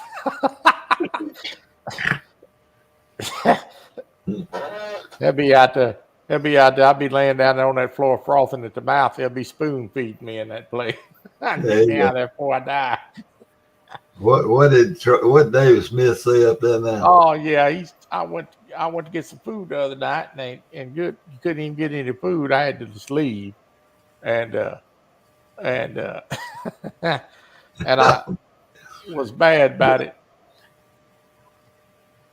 So I told him next time what I was going to do. I was just going to fall out on the floor and start frothing at the mouth like I was having an attack. They'd be spoon feeding me in that restaurant, afraid I'm dying. Yeah. Well, do we have truffles? Do we eat truffles in the United States? I don't even know what, and I think it's something that grows underground. Is it like a root, or is it a mold, or like a mushroom, or what is a truffle? I've heard of them. I just don't know what they are. Sound like something you'd eat with ice cream. It ain't. It ain't. I don't think so. I think it's some kind of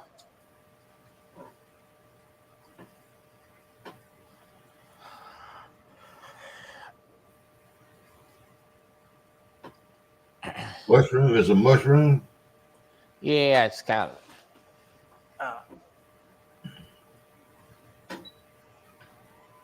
I think they put it in dishes. I don't know. I don't know what you do with a truffle. I'm assuming you got to eat it. And truffle like a crab leg. I can't afford to buy it. Kind of. Tim said mushroom, and Judith said kind of. Yeah, I know it grows underground. I figured it was some kind of root or something. Well, anyway.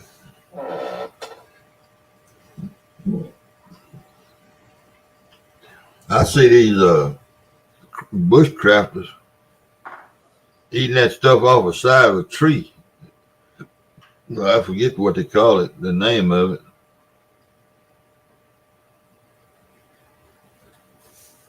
You can thin slice on stuff or put the oil on fries. Chefs love to buy them.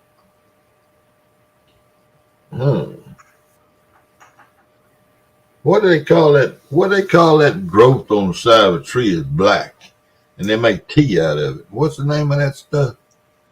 Not sorghum. It's a fungus. Yeah, it's some kind of fungus. I call it mold. Yeah. What is that? What am I thinking of? That. Oh man, they get excited when they see some of that when they trekking through the woods.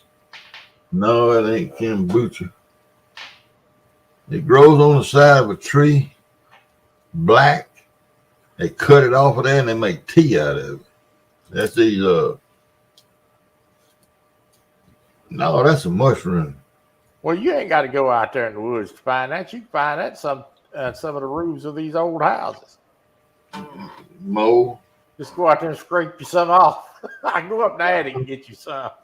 Oh, I can't think of the name of that stuff. They always, any of them bushcrafters, when they're out there walking and camping, and they find that stuff on the side of a tree, they gonna get it and make them a tea. Chaga, that's it, chaga. They make tea out of it. Truffles is a fungi that you do not cook. You slice it and add it to a dish or a salad. Look at old Lance. Chicken of the woods is a mushroom. I know what chicken of the woods is. Good. Sliced things and add to the top of a dish or salad. How about that?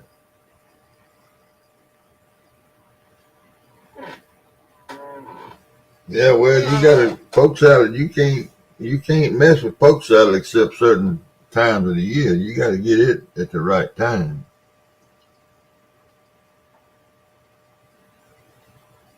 Well, we got two conversations going, one for chaga and one for poke salad. And well, we got three. And one for truffles.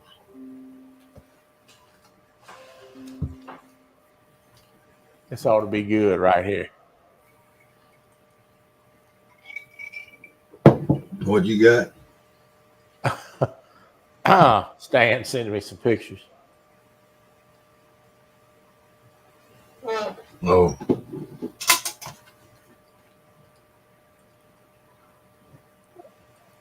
I don't know. I've eaten chicken at the mushrooms and the morels. I've eaten all that. I don't trust myself hunting them, but I've eaten them. I've helped pick morels back when I was younger, but I still wouldn't go pick them by myself. But I love mushrooms, man. I love them. Chicken nuggets, like my family.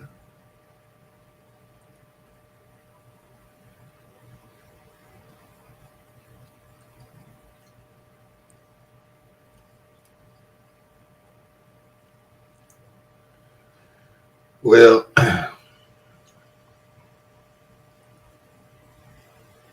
don't know what those are. I never heard of those damn river boys.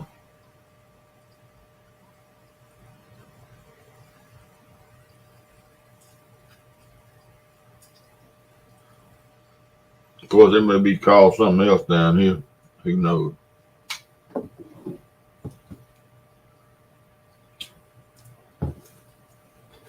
Morels to me are the tastiest ones. Those are the ones I really like. She says chicken nuggets is like her family. Yeah. Oh my goodness.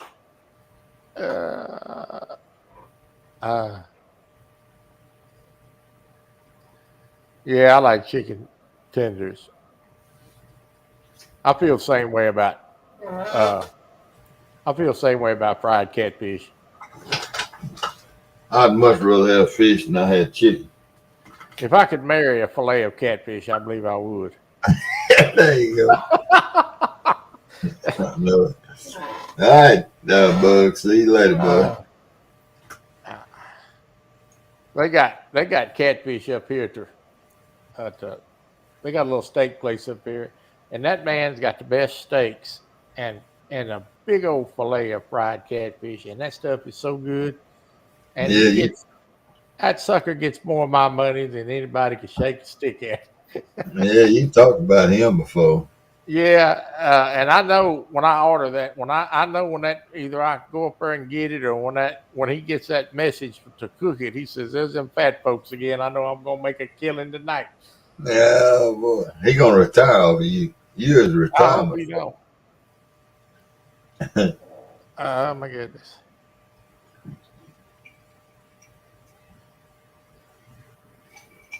Yeah, I probably will keep me some fish this year if I can ever catch him. Oh, I know I'm gonna keep me some if I can get out there catch them. Well, we ought to be out there catching them. We're gonna get on that boat. You know, I think that old boat of his will run about 50 miles an hour. I asked him not to run at 50 while I was on it, though. No, man, I ain't interested in going that fast. not on water. Now, he said, "Well, I got it because the kids want to ski." I said, "Well, you let me know when they gonna ski. I'm gonna stay home." Your stomach feel better, Melissa? You know what he said to me the other day? What's that? He said, I don't know what you're so worried about going fast in that boat. He said, we'll just put the seatbelt on you in the wheelchair. Yeah. And, and he wasn't thinking when he said it. And I said, what are you doing? He's like, well, I'm reading something. I said, I want you to stop reading what you're reading, and I want you to think about what you just said. He thought about it in a minute, and he's like, I'm like, yeah, you will strap me down in the wheelchair so you can throw me over the side and Throw drown you me. over the side. That ain't happening. Melissa? We'll put your seatbelt on. That way, if something happens, you won't fall out of your chair. Yeah. Melissa, if you go in there and get you about a half a glass of water and a tablespoon of baking soda, and stir it up and drink it, you won't have no more stomach problems tonight. Damn them Toms and Rolaids.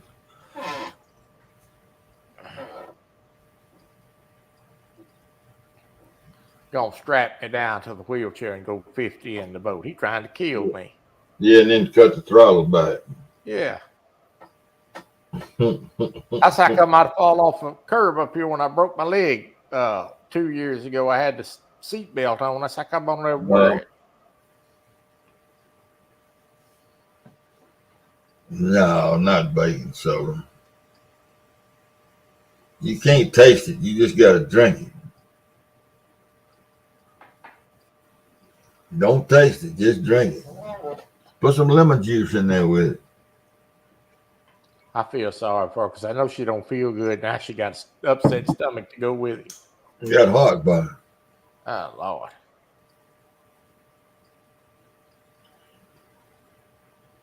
Well, Melissa, you was having a bad time this week, ain't you?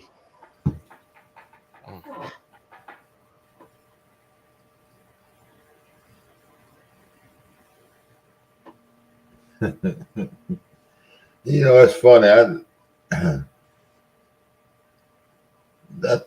sit up here with this stuff on my mouth. I drink water, Coke, tea, everything, and even will eat with it in my mouth sometimes. And I hardly ever get heartburn. But now when I get it, buddy, I got a good. My eyes water. Well, I can't eat too late. Going to get some exercise. I can't eat too late anymore, and I can eat just about anything I want. But it's like that hamburger I had there with them jalapenos on it. Now, if I was to eat that for dinner, I'd be up half the night. Yeah, she's gonna go try some of that baking soda. Yeah. We made a pot of Sunday week. Kay and I Saturday. Kay and I made a pot of red beans and rice. Look at this idiot here. It's an AARP meeting. And I put jalapenos in mine. I got my daughter-in-law pickles jalapeno peppers up there in Arkansas, and she gave me 2 big old tall jars of them. And I had a little dose of heartburn Saturday night. And I went in there to get the Tums, and I said, no, because I'm fixing to go to bed. I went on in the kitchen. I got me a little baking powder, baking soda, and water. Man, knock that stuff right out. Go to bed, Aaron. I'm gonna send Lisa a message. Get you in trouble.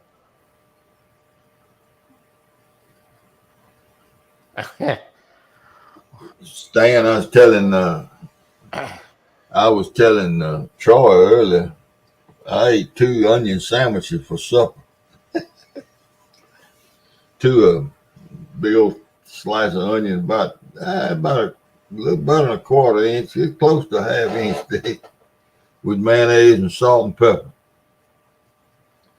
Man, I was sitting up there eating that damn thing. My eyes was watering. You know, that's why I was eating them jalapenos today. My wife said, God, dog, ain't they hot? I said, yeah, but they sure are good. Yeah, buddy. But jalapenos, it don't need to get no hotter than that for me. I bought 2 bottles of hot sauce from somewhere, one of my islands down there. I sent CP a bottle of it, 2 bottles of it. And one of them bottles is just about too hot to eat. But that stuff's pretty good.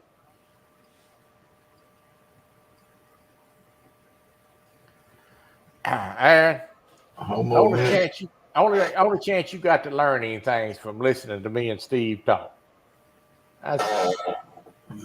What y'all going? They typing fast and I can listen. You see what Aaron wrote?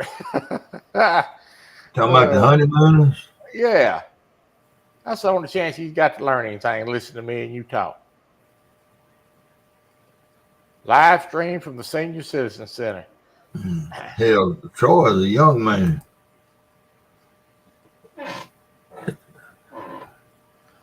I'm going to get me some different night clothes. I think these people think I live in a rest home.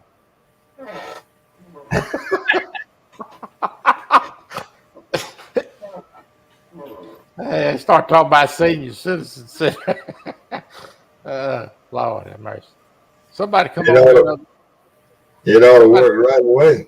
If it don't work, if it don't work, you having a heart attack.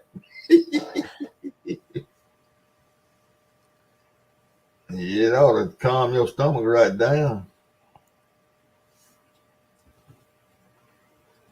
You don't not have no more heartburn.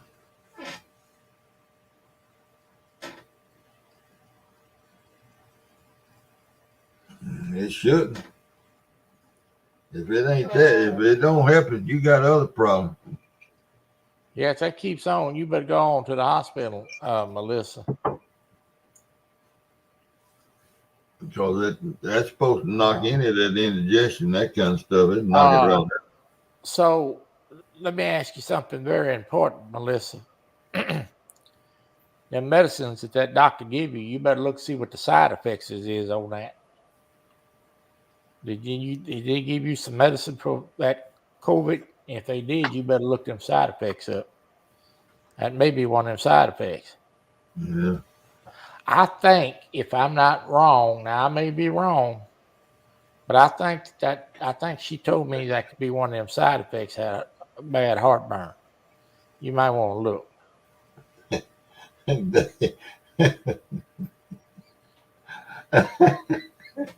David Smith said if that don't work, get a shot of Fireball and take 2 times. Oh Lord.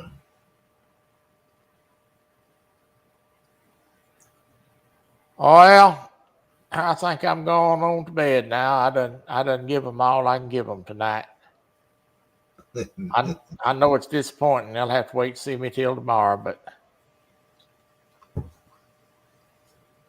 yeah, that baking powder, that baking soda will make you burp now, but it ain't gonna cause you no problems. Otherwise, you ain't gonna. It's gonna settle your stomach right down. it's your bedtime. Go on to bed, Aaron. Look at him. It's my bedtime.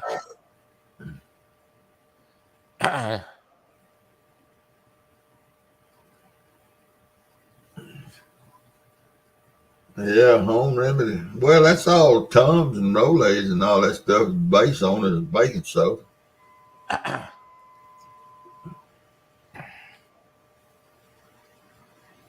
He said, "Get my sleep before I wreck the truck tomorrow." Well, Stan, at least with you playing the game now, you'll take a little pressure off of me.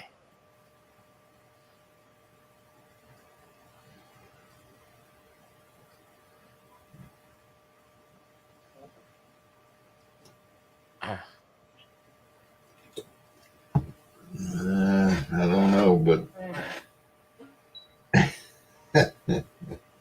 y'all ought to get up there and travel across the country together. Wouldn't that be a nightmare? Convoy.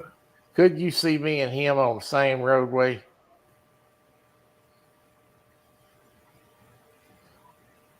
Bad plumbing put together backwards. Well, now, if you were close to me, I could give you some of this sauerkraut I got made out here, and that'll settle your stomach too. I got news for you. It ain't easy to play it with a control either. Oh my goodness.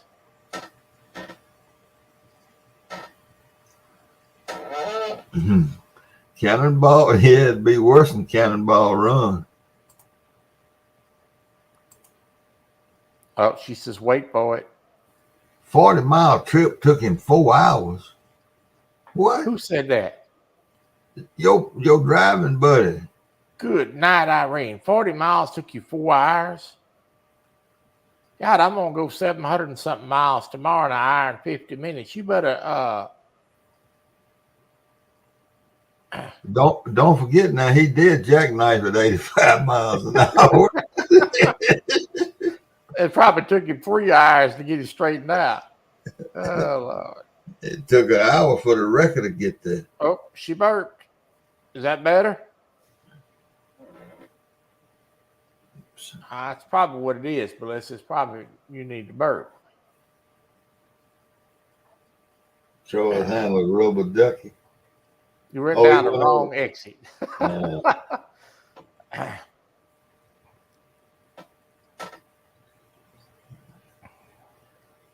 Well, I don't know. I've given you all the advice I can give you, Melissa. Well, she said she just burped, so that may make her feel better. She said it was hot, though. Oh, yeah. I don't know. I've always had good luck with that, with baking soda, baking pie, baking soda. Arm and Hammer, whatever that is. Well, Lord, have mercy. If you got the heartburn, don't be drinking too much coffee. It won't help it.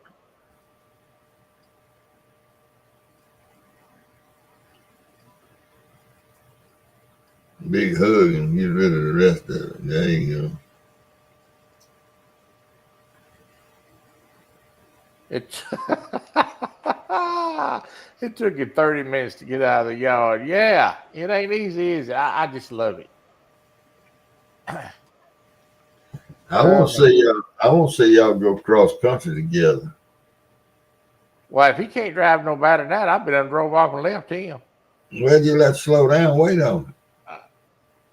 I sound like I need to park and wait on it. Well, you might have to. Maybe you have to chain him to you.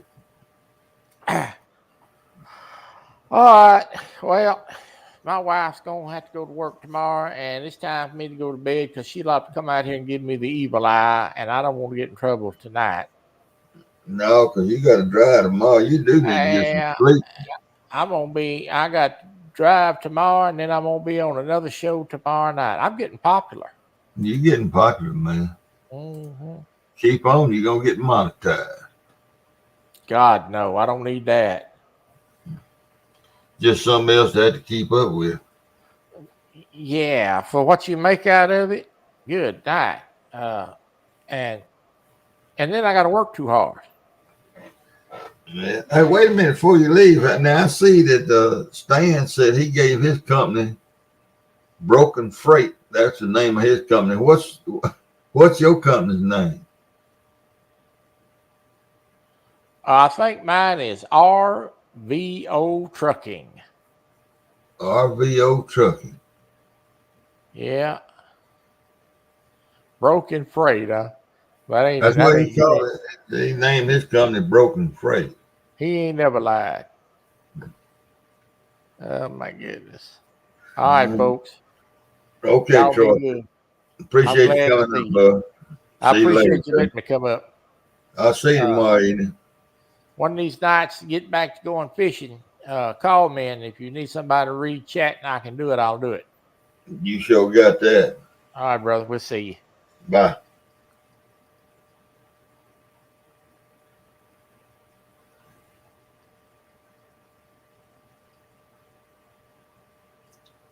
See you later, Judy. Thank you for coming in, girl. Tell Rich I said hello. All right, and then there's one. I'm gonna keep putting it up here. Maybe y'all don't make me have to do all this by myself. I'm trying to stay up till Hogleg comes on, Kenneth tonight. Kenneth, I guess. See you later, girl.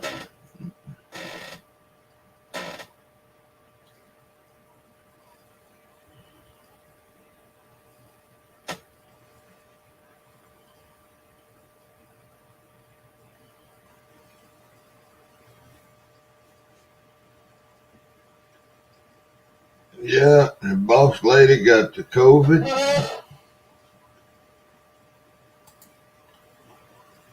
And I don't know how this going to play out.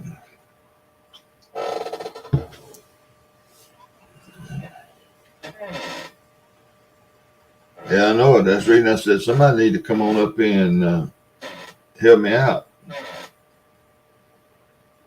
My chair's squeaking again tonight. It quit squeaking now, squeaking again.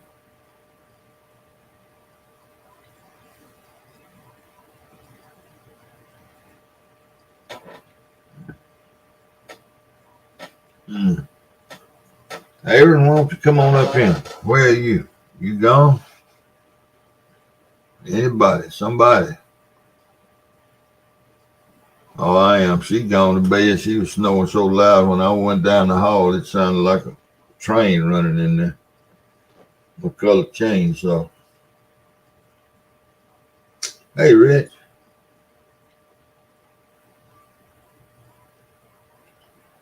But yeah, it's not. It don't seem to be bothering her too much. She loopy as a goose with taking them pills they gave her as medicine.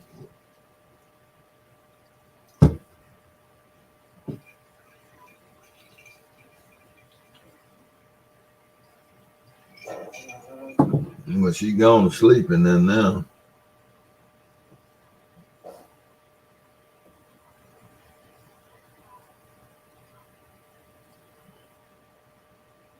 No fever. No fever. She didn't have fever the whole no fever.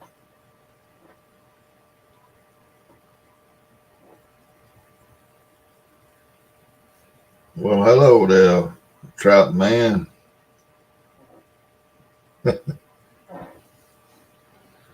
Yeah, the football game got out of hand and I just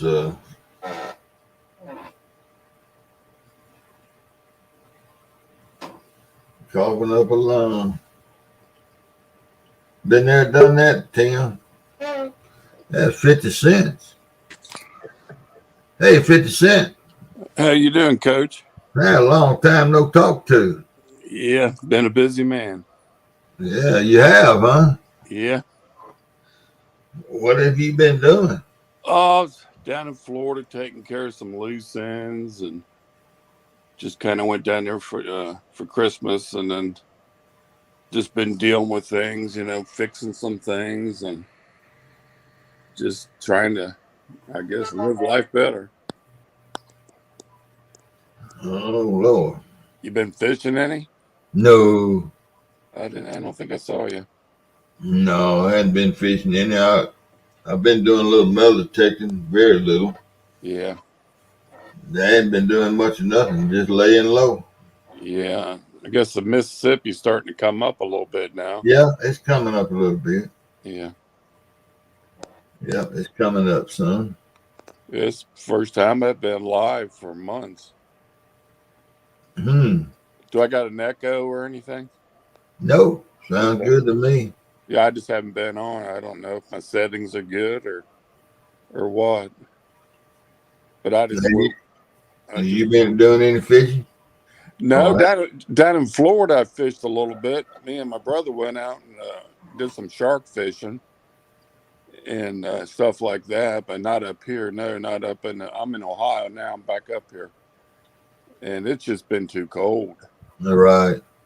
But I say a couple, 3-4 weeks, the weather breaks. I might get out up there above the dam. Couple of 3 or 4 more weeks, and you in Ohio? Well, I mean, we get days, it's going to stay bad till February, but we get days where it gets up to 45, Yeah. And I'll go fishing if it's 45. 45. Let me think. How far below 60 is that? 15 degrees? Yeah, No, I ain't going out there. yeah. I watched Pontoon Jody. They were out there and it was like 15, 20 degrees. I couldn't believe it. I used to do all that, but I don't do it no more. Yeah, that's just too cold. No, Everything. I ain't going out there, and my hands get cold. I go in the house.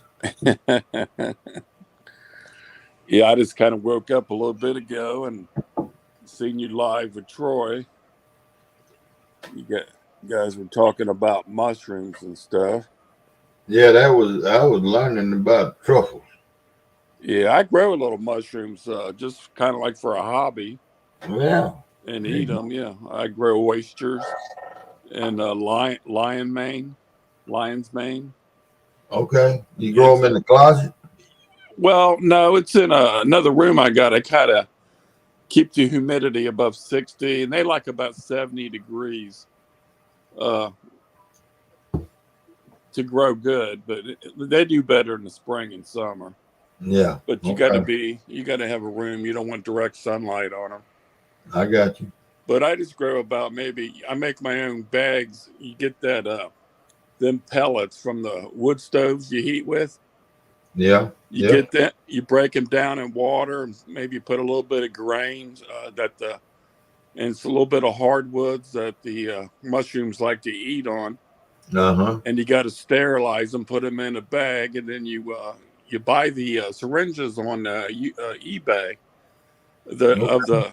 of the mushrooms you like, and you get them started in a little uh, plastic. I forget what they petri, and Yeah. then Yeah. and then you put little pieces of it in there. Like I just picked some last night, and they're good. You fry them up in foods, Mhm. and that morel that's the best eating mushroom there is, but they're the hardest one to grow. You can't grow them Ah. inside. There's a guy that patented a way to grow them inside. And it was in California. They found him dead 2 years ago. He had a patent, and they still don't know who killed him or what it was. But it's big money involved in that. Oh my. But it's legal. I mean, you can grow your own, but to grow somebody's patent, a mushroom that they patented, you can get in trouble for it. Ah.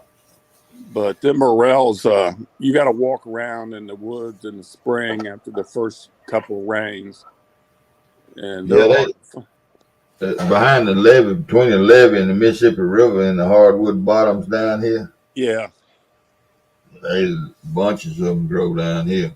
yeah, they like to grow around dead roots, especially if there's been like a forest fire in a Yeah. certain woods. Oh, they'll thrive on that. They love burnt hardwood.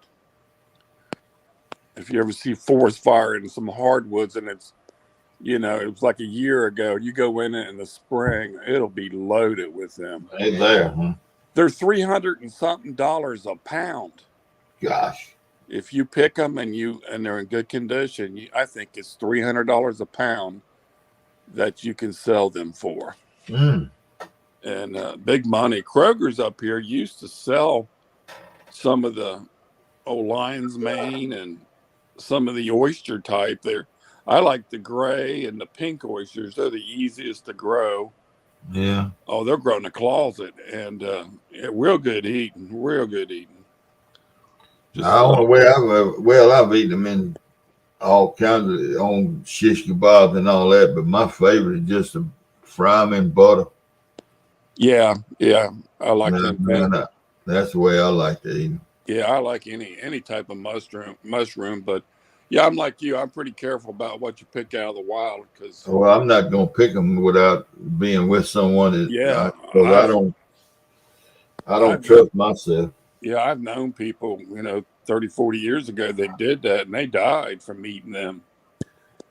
Well, there's some of them hallucinate, make you hallucinate, ain't it? Yeah, but I think they're down in the South. They're what's it called? Psilocybin, or they grow down. There's about 40 strains of that, and they grow down in the South, like in Alabama, Florida. How about Mississippi? I guess you could. They grow right in the cow crap. Yeah. After a hot day, and they're legal. You can't grow them and you can't sell them. That's illegal. It's like a narcotic. You get busted selling them, you're going to jail. But there's people selling them on some of these sites. I think eBay, and there's people that sell them. They sell them dry, and these kids put them in a tea mixture, and then Uh-huh. like all these geniuses from Google and Apple. That's how they got all their smarts, from taking big trips on mushrooms. It's the truth. I'm serious. They all did trip a lot, in their younger ages. Oh, man.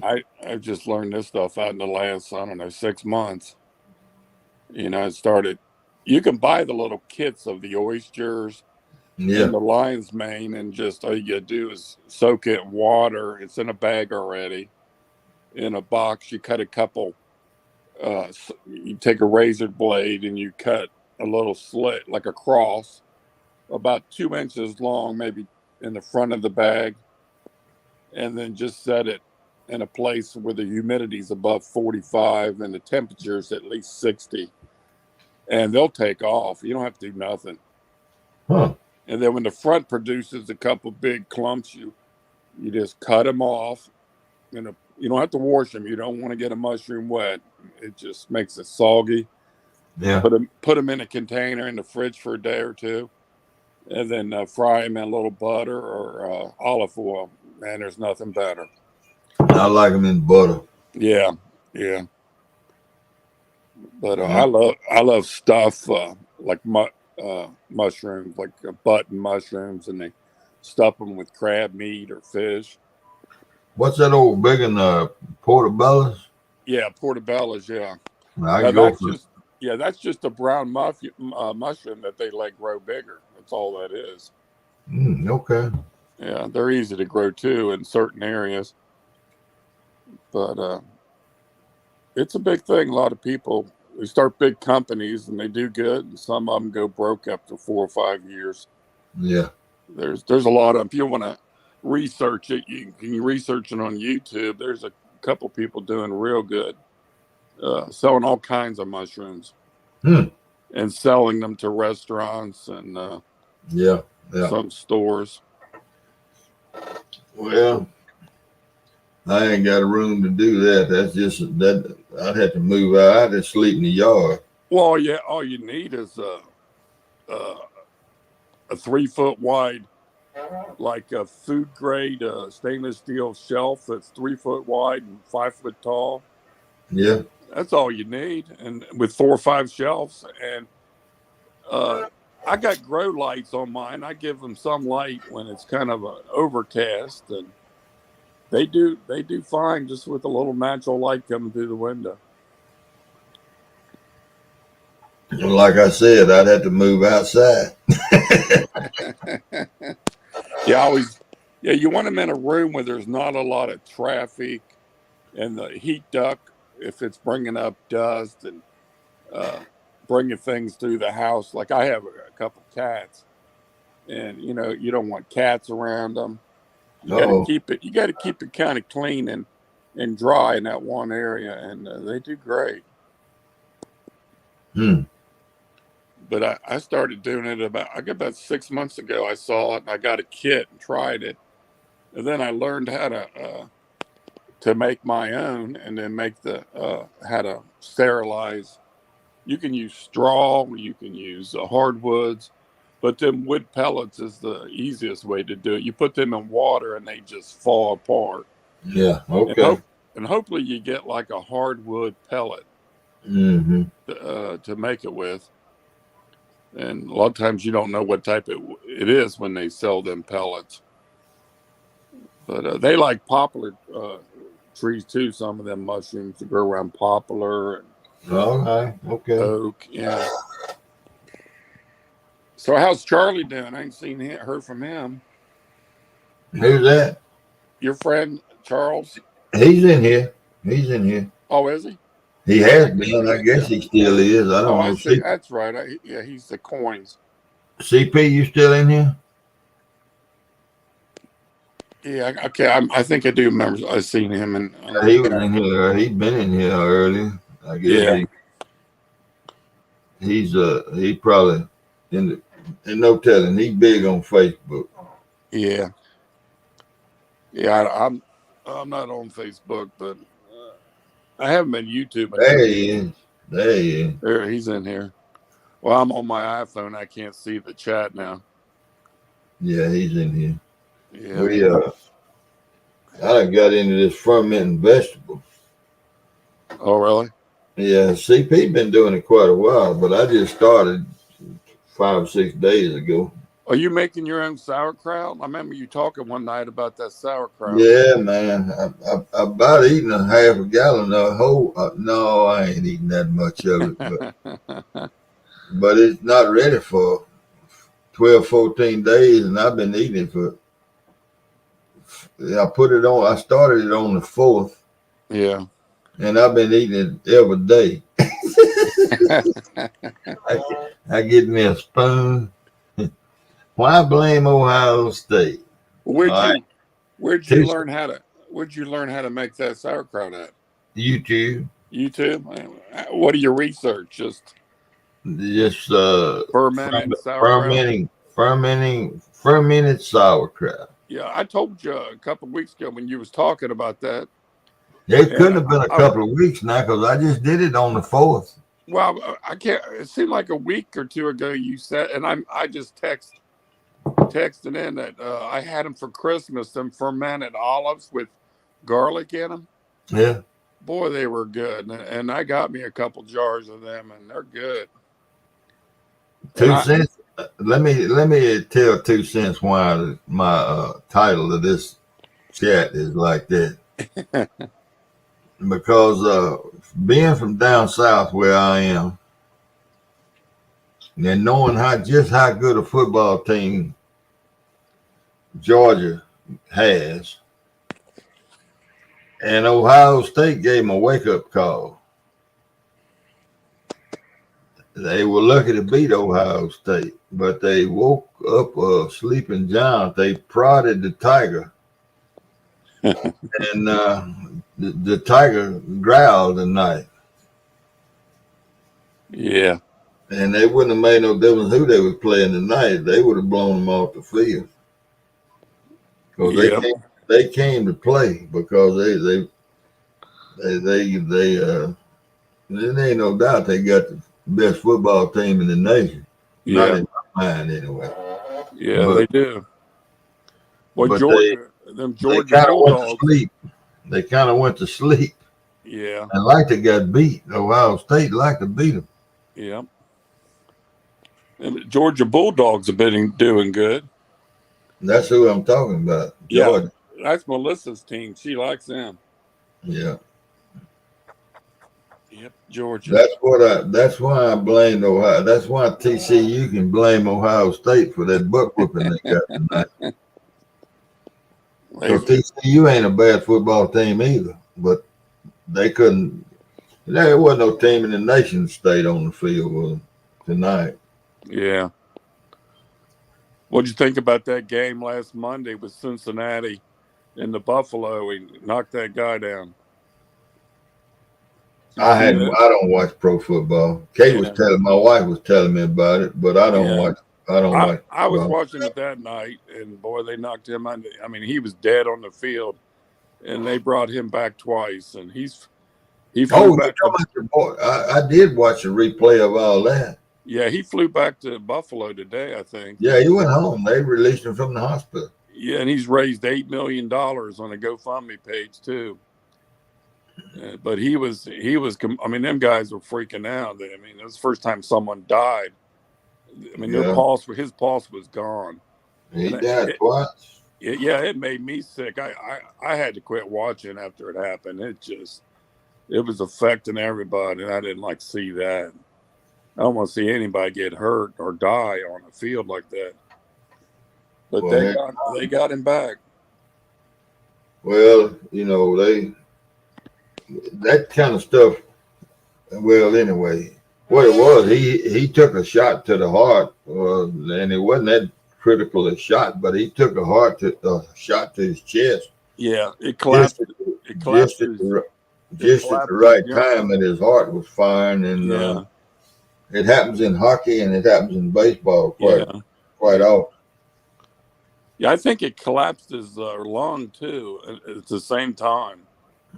Well, I don't know. They had him on a ventilator to help him breathe, and they put him in a coma for the first couple of days to kind of let him heal up. But he seems to be doing fine. But it made everybody feel bad. Yeah, it was kind of scary. It really was. Yeah, I was watching it. Usually I don't, stay up and watch on Monday night, but I was watching it and saw that. And I couldn't believe it. First time in my life, I'm 64 years old. First time I ever saw that, where a guy, they were trying to resuscitate him. And I got a story. All right. When I was coaching high school football, oh Lord, when I was coaching high school football, and I tell you, I hated it. I wasn't a head coach. I was a defensive coach. Yeah. But I hated it. But anyway, second half kickoff, we kicked off to a team at the half, and we had a boy, and he wore white shoes.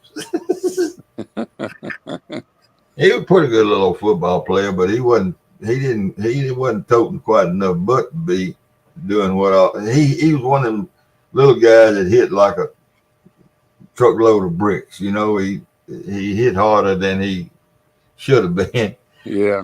Anyway, the boy was at about the 30-yard line, and he had come flying in there and hit that boy.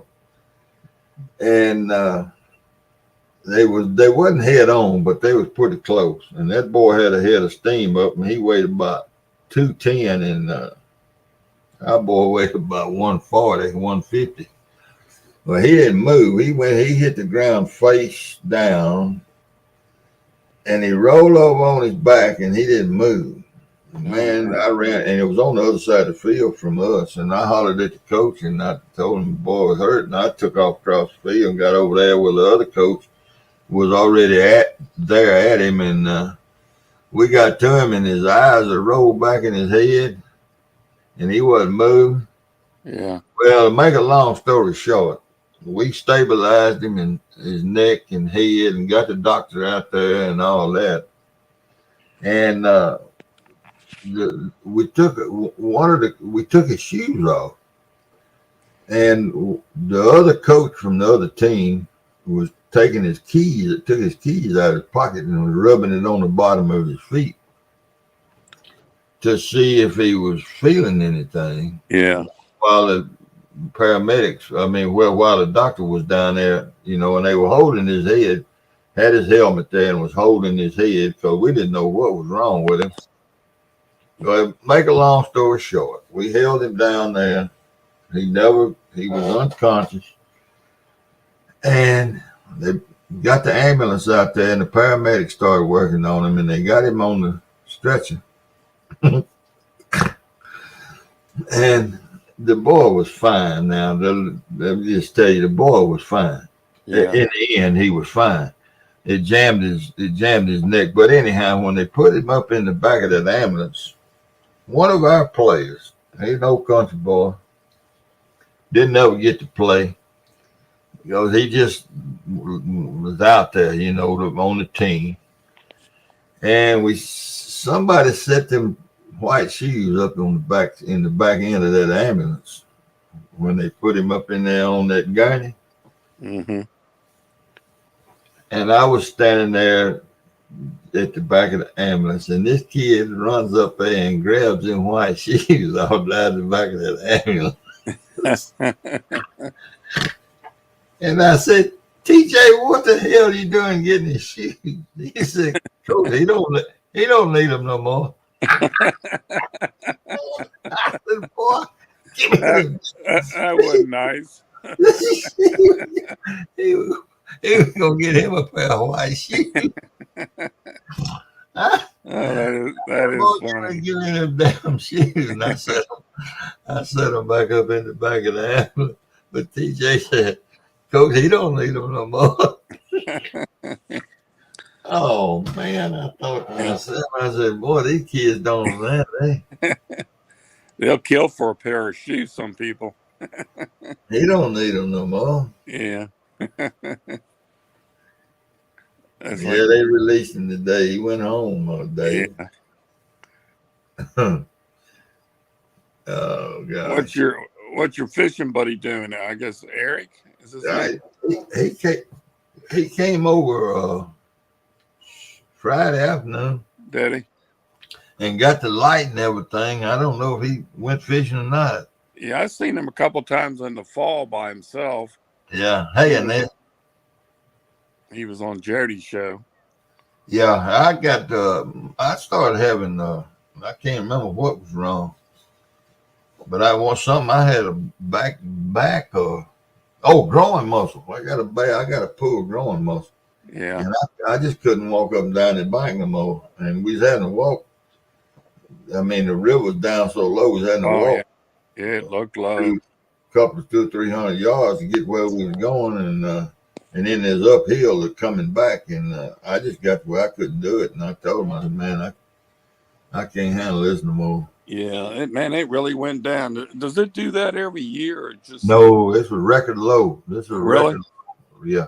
Well, I've heard people say that, and then I heard some people say all this happens all the time, and no, they're making a big. But I've never seen it on the news and seen the river. Yeah.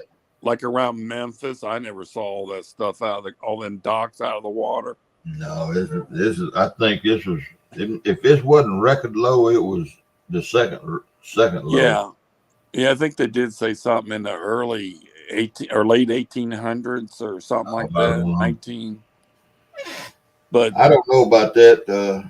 Yeah. But I know this was either a record or it was the lowest I've seen it in my lifetime. Yeah.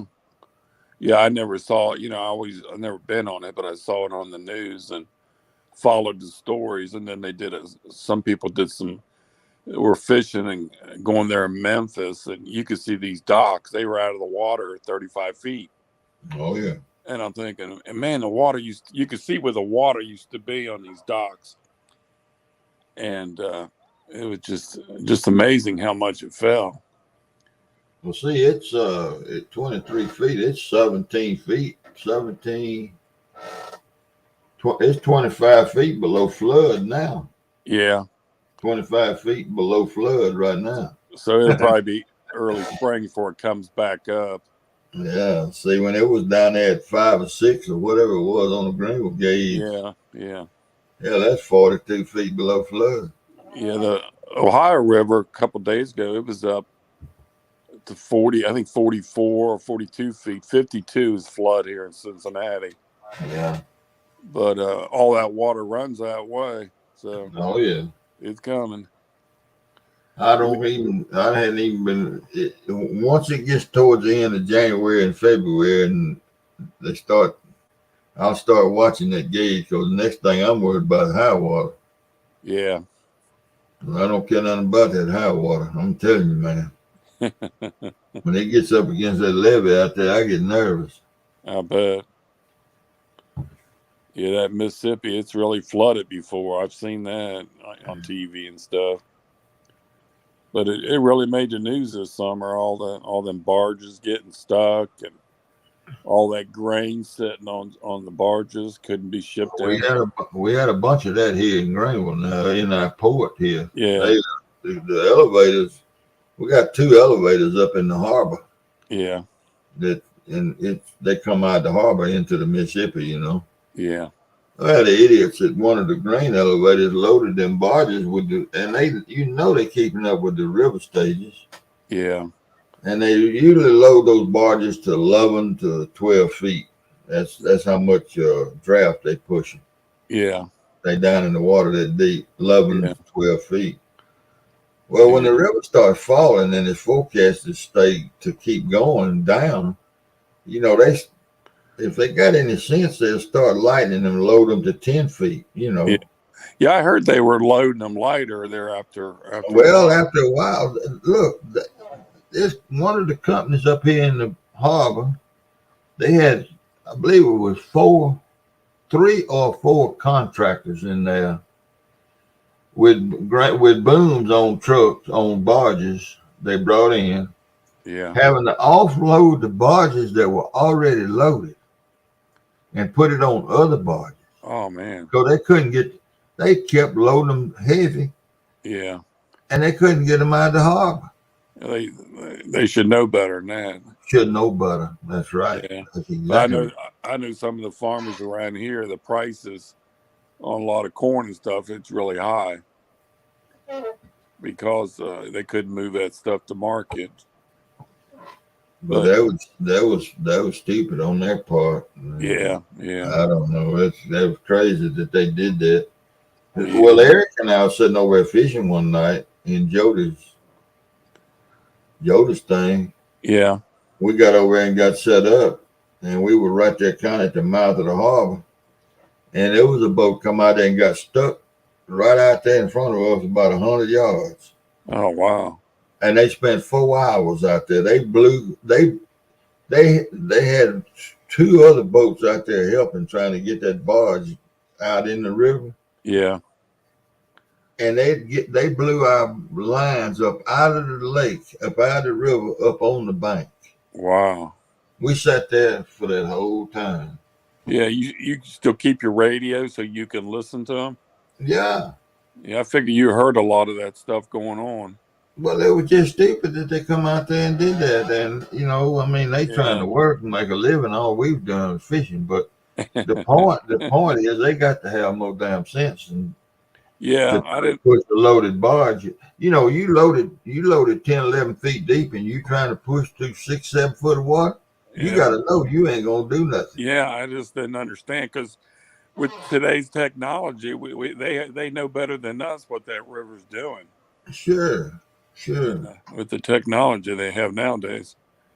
But even a day or 2 before that, we were over there late one afternoon, and they pushed the barge out. That it wasn't loaded real low. It wasn't really loaded, but the towboat that was pushing it was throwing up chunks of mud behind it. Yeah, I bet. It's just crazy that I don't know what they call themselves doing. Yeah.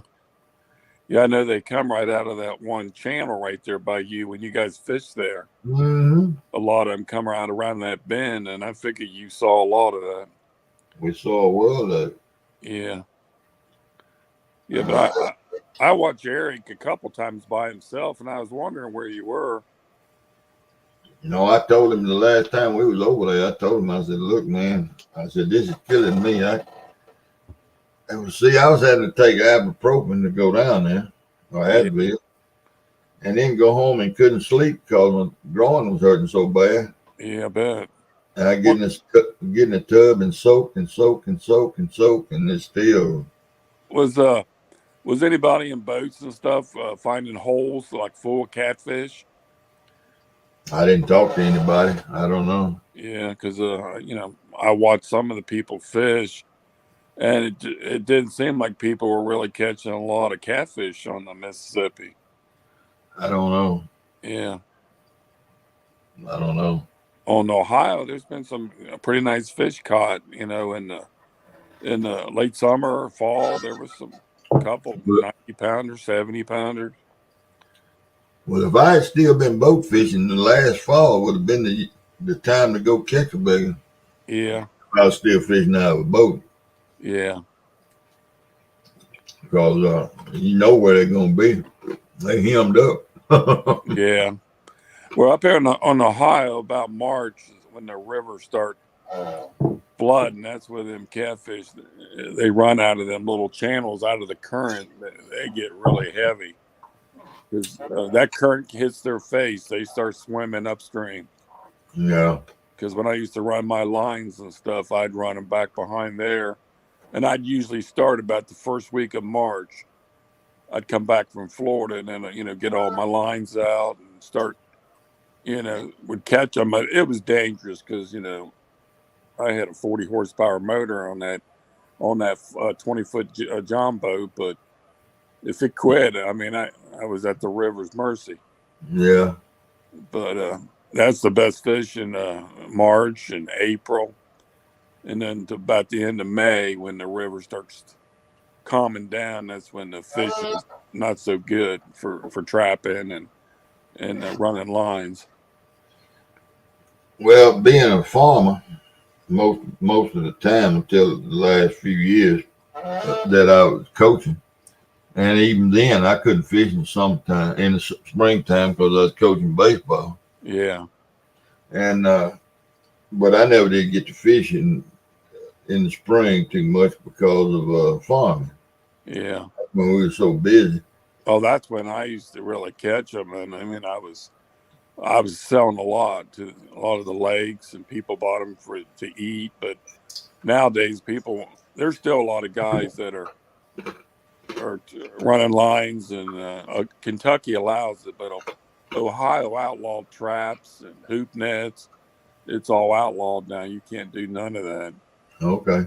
And over there in the Kentucky side, I've seen a couple guys, they're running nets right there where J-Dog fishes. There's 4 or 5 nets right over there I saw on my sonar when I was fishing there in the late summer. I found I went over a few, and I know what they look like, and they're legal there. Well, they talk about the nets on Ohio. Of course, we got them on the Mississippi too, but the Mississippi is a lot bigger. Yeah, the Tennessee, they a lot of them run them down there, and like a lot of the fish that come, most of the pay lakes have died out. There's not many left, but they used to get their fish from Mississippi and out of the Tennessee rivers, and that's where all the net companies and a lot of these big companies that sell the equipment for the trout lines and stuff used to be. There's still some of them there, but I don't know. There's still people doing it. I mean, but not in Ohio. They catch you, trapping like that in Ohio, you're in trouble. Well, it needs to be regulated, but I don't know. I can't fault anybody for making a living. Yeah, but it's just changing it's just a shame you can't eat nothing out of the river, of the Ohio River no more. Same with the Tennessee River. They tell you not to eat nothing out of there too. It's just a shame. Yeah, I'm gonna eat the fire though. I don't worry about no damn fish. I never did worry about it.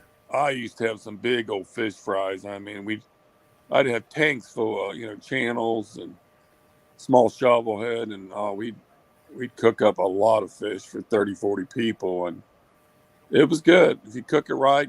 And they stayed in the tanks for at least 2-3 weeks. And it was pure well water, just pumped out of the ground.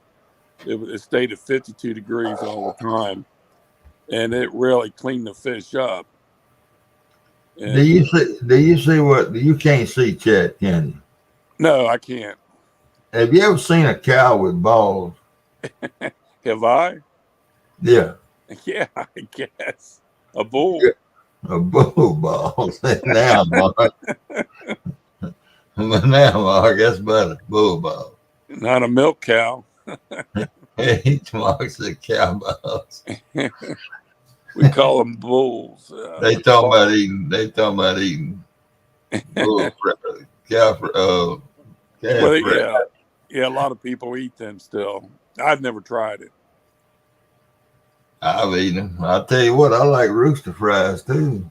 Yeah, I'd probably eat it. There's not many foods I never tried or liked.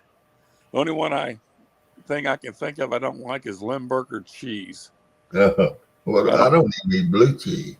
Yeah, I'll eat it, but I mean Limburger. My mother loved it, and she would eat them pig's feet, and I couldn't understand. Oh, it's just gross.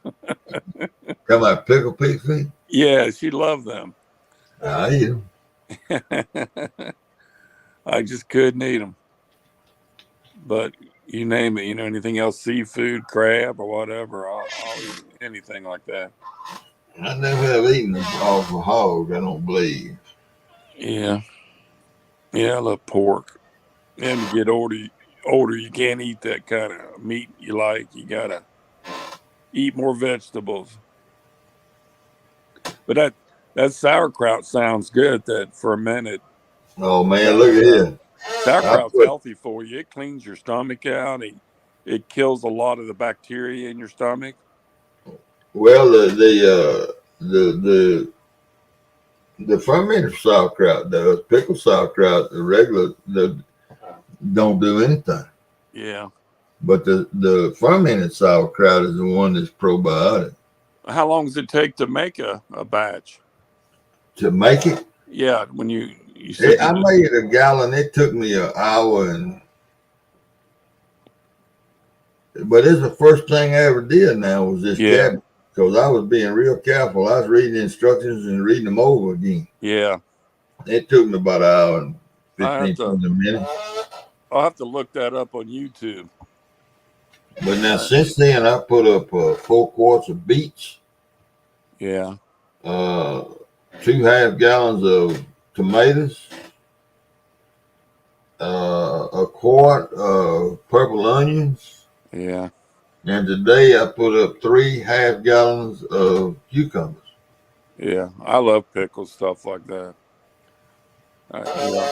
Yeah, kraut takes about 12, 14 days, Mark. The Do you rest have to I use. you have to be real careful with it?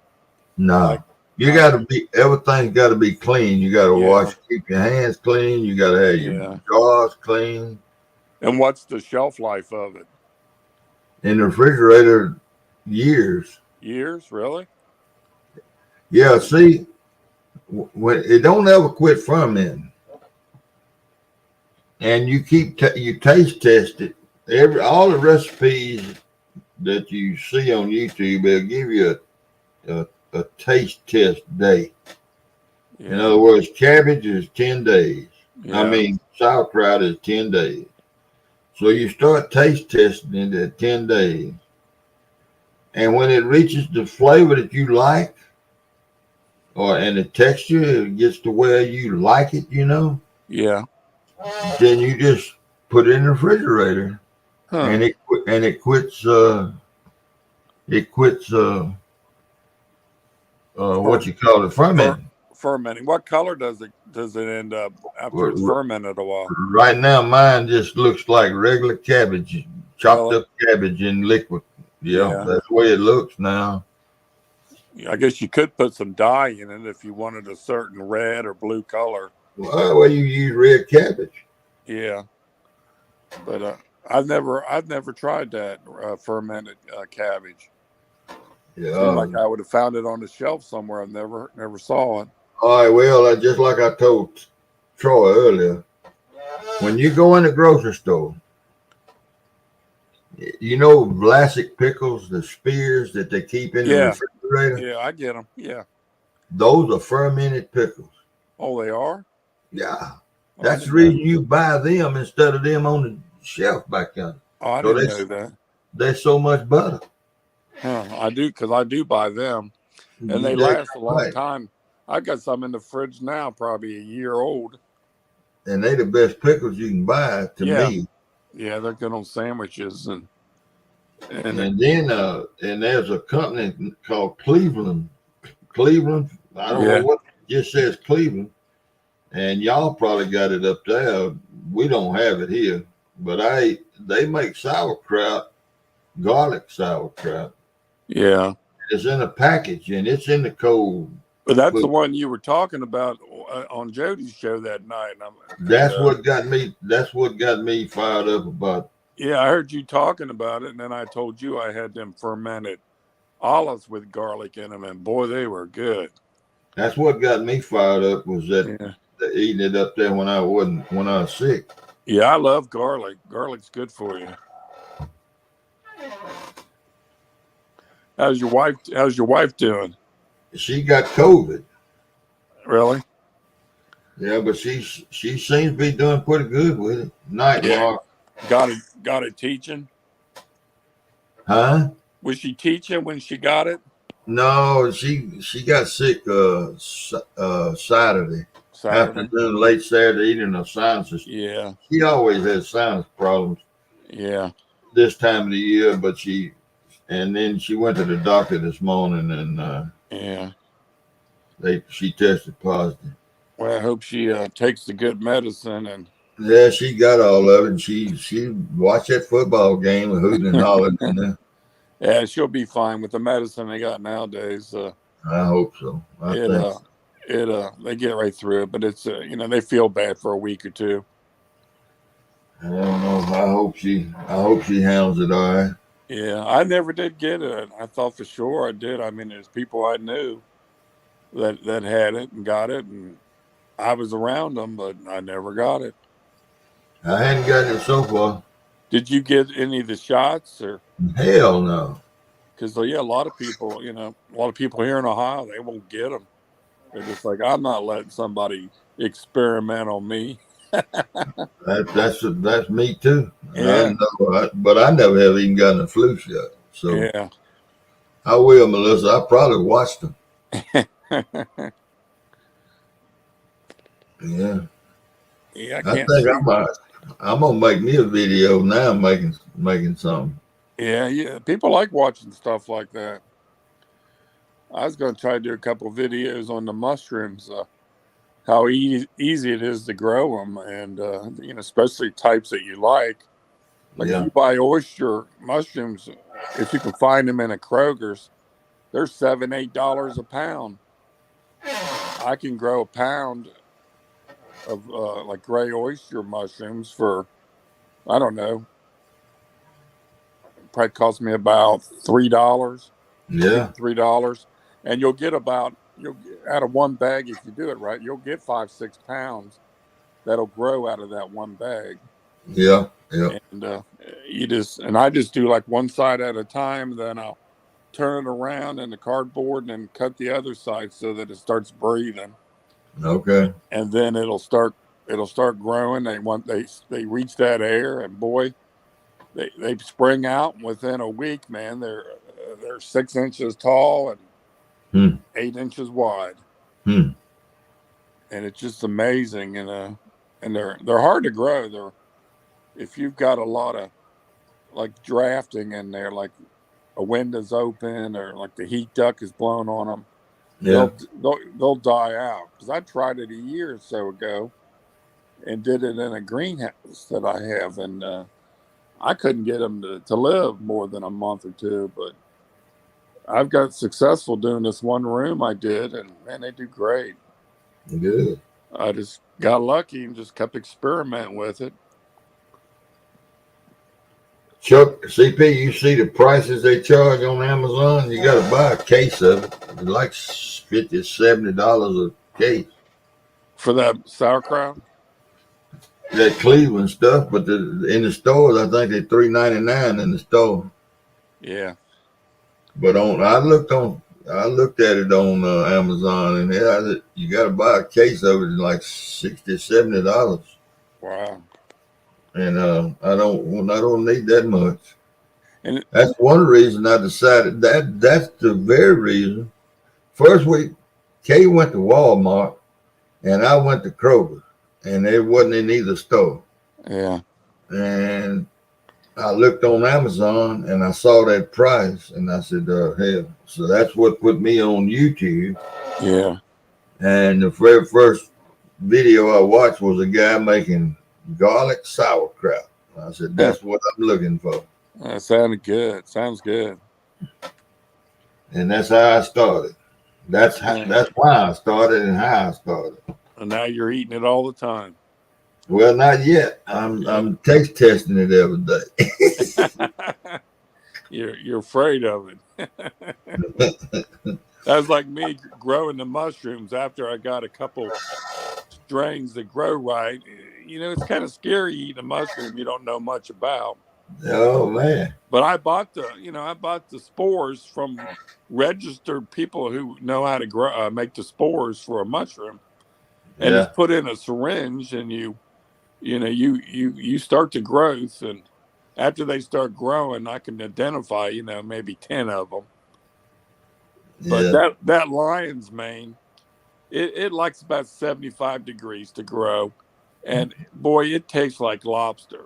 If you cook that in butter and cut little quarter-inch slices out of it, it looks like cauliflower. It gets real big and a white, and looks like it's a lion's mane. The way you'll see it online if you look it up, lion's mane mushrooms. Yeah. And boy, it's the best tasting mushroom I ever had. My favorite's morel, though. I mean, but I would never try to grow them indoors. But I always go in the spring to look for them. But I'm like you, I'm afraid I'll get the No, wrong man, thing. I'll get the wrong one. Pontoon Yeah. Jody said hello, 50 Cent. Oh, yeah. I can't see text. Hello to everybody out there. I'm sorry, I'm on my iPhone. He can't see a chat, Jody. Yeah. Hi, Jody. Yeah, I watched her show the other night. She did a live with a couple women, the Queen and Robin C was on there. I watched them the other night. I think it was last night, wasn't it? Heck, Yeah, they were. All the girls was talking last night. Yeah, and I was traveling on her show Thursday, so I didn't get to watch it, but I saw it the week before. I bet everybody's waiting for it to get warmer so they can go out and fish. And hell, not Jody. Yeah, I've seen her. Her and Jane's been going out there and 15, 20 degrees, man. And I'm like, oh my God, but they got a heater, but still, that's cold. Handling that bait Oh man. and handling them fish when you're wet. Jody, she hugs them fish.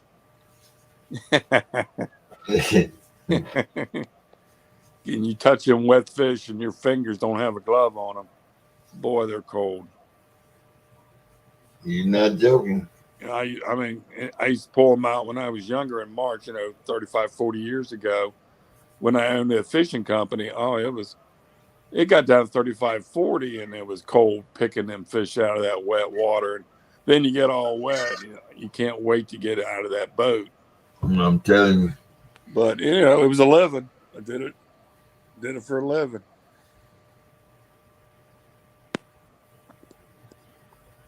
Yeah. There ain't too many old time fishermen like us.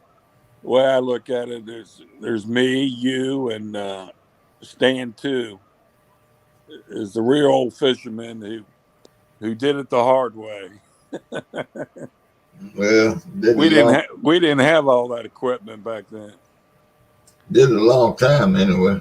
Yeah, I was like, I learned from a young kid how to read depths and look at a spot on the river, the way the current runs, getting out of that current in a little eddy, and just knowing how them catfish feed. They're just like sharks. They got their nose to the currents and they try to stay out of the main current most of the time. And if you got the right bait, you put it in front of them, you'll catch them. There's some big ones. There's some big ones here in Ohio. But that Tennessee River, it's full of big fish. Yeah, that's Tennessee's always been a good fishery for quite a few years. Big fish. The Cumberland River is a good river. Yeah, I've been there fishing for striper. I've never done real good on catfish, but there's catfish in the river. The main part of the lake, I never did good on catfish for some reason. I used to have some buddies that caught some good fish below Cheatham Dam. Yeah. On the Cumberland. Yeah. On that section of it, they used to catch some good ones in February.